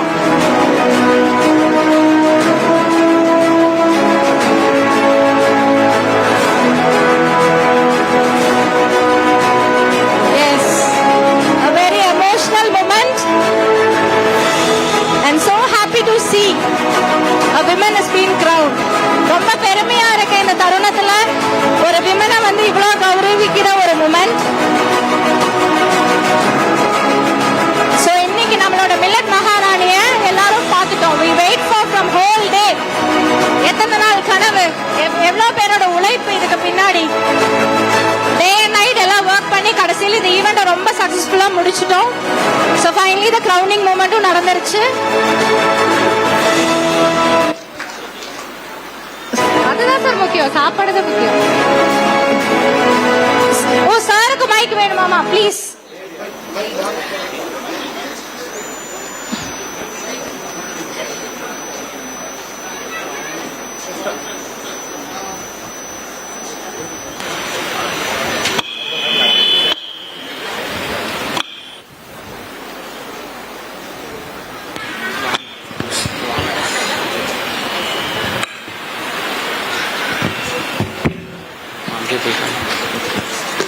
Sorry for taking time. இவங்களை பற்றி சொல்லி ஆகணும். இன்னைக்கு எனக்கு வந்து அவங்க ஆசான் குரு. ஏன் அப்படின்னா அந்த தாட் ப்ராசஸ் எனக்கு வரவே இல்லை. ஒரு நாள் கூட வந்தது கிடையாது. மில்லெட்ல வந்து ஒரு சூசி செய்யலாம், அந்த டேஸ்ட் வாஸ் எனாமஸ். அந்த தோல்லையே வந்து, அதாவது அந்த ராகியிலேயே ஒரு தோலை பண்ணி அதுவும் சாஃப்டாக இருந்துச்சு. அதில் வந்து ஸ்டஃபிங் பார்த்தீங்க அப்படின்னா மில்லட்ஸ் ப்ளஸ் தேங்காய் பூ, ஒரு சின்ன துண்டு புளி டேஸ்ட்டுக்கு அதை அழகாக உருட்டி கட் பண்ணி அந்த சூஷி எப்படி ப்ரெசென்ட் பண்ணணுமோ அந்த மாதிரி ப்ரெசென்ட் பண்ணாங்க. அந்த தாட் ப்ராசஸுக்கு I salute you, I really salute you. ஏன்னா இந்த மாதிரி தான் வந்து I want the innovation, creativity. நம்மளுடைய பாரம்பரியமான டிஷ்ஷஸ் இந்த மாதிரி பண்ணாங்க அப்படின்னா சின்ன பிள்ளைங்க அழகா சாப்பிடுவாங்க. அதை சின்ன பிள்ளைங்க என்னென்ன தெரியாது, ஆக்சுவலா அந்த ஸ்வீட்னஸ் இருக்கு, அது புளிப்பு இருக்கு, எல்லாமே இருக்கு. கண்டிப்பா சின்ன பிள்ளைங்க இந்த மாதிரி கொடுக்கும்போது ஆரோக்கியமா இருப்பாங்க, சாப்பிடவும் செய்வாங்க. அதனால இந்த மாதிரி ஆளுங்களை நம்ம ஃபாலோ பண்ணலாம். I am following you now, I am a fan of you now. Thank you. So வாழ்த்துக்கள் ஃபார் த மகாராணி. ஸோ இன்னையிலிருந்து மகாலட்சுமி இல்லைங்களா, மகாலட்சுமி ஹரிஷை வந்து இந்த வருஷம் முடிகிற வரைக்கும் எல்லாருமே சார் வீட்டில் மகாராணின்னு தான் கூப்பிடணும். சரிங்களா? இது தினமலர் சார்பாகவும் அண்ட் ஆசீர்வாத் சார்பாகவும் எங்க கட்டளை.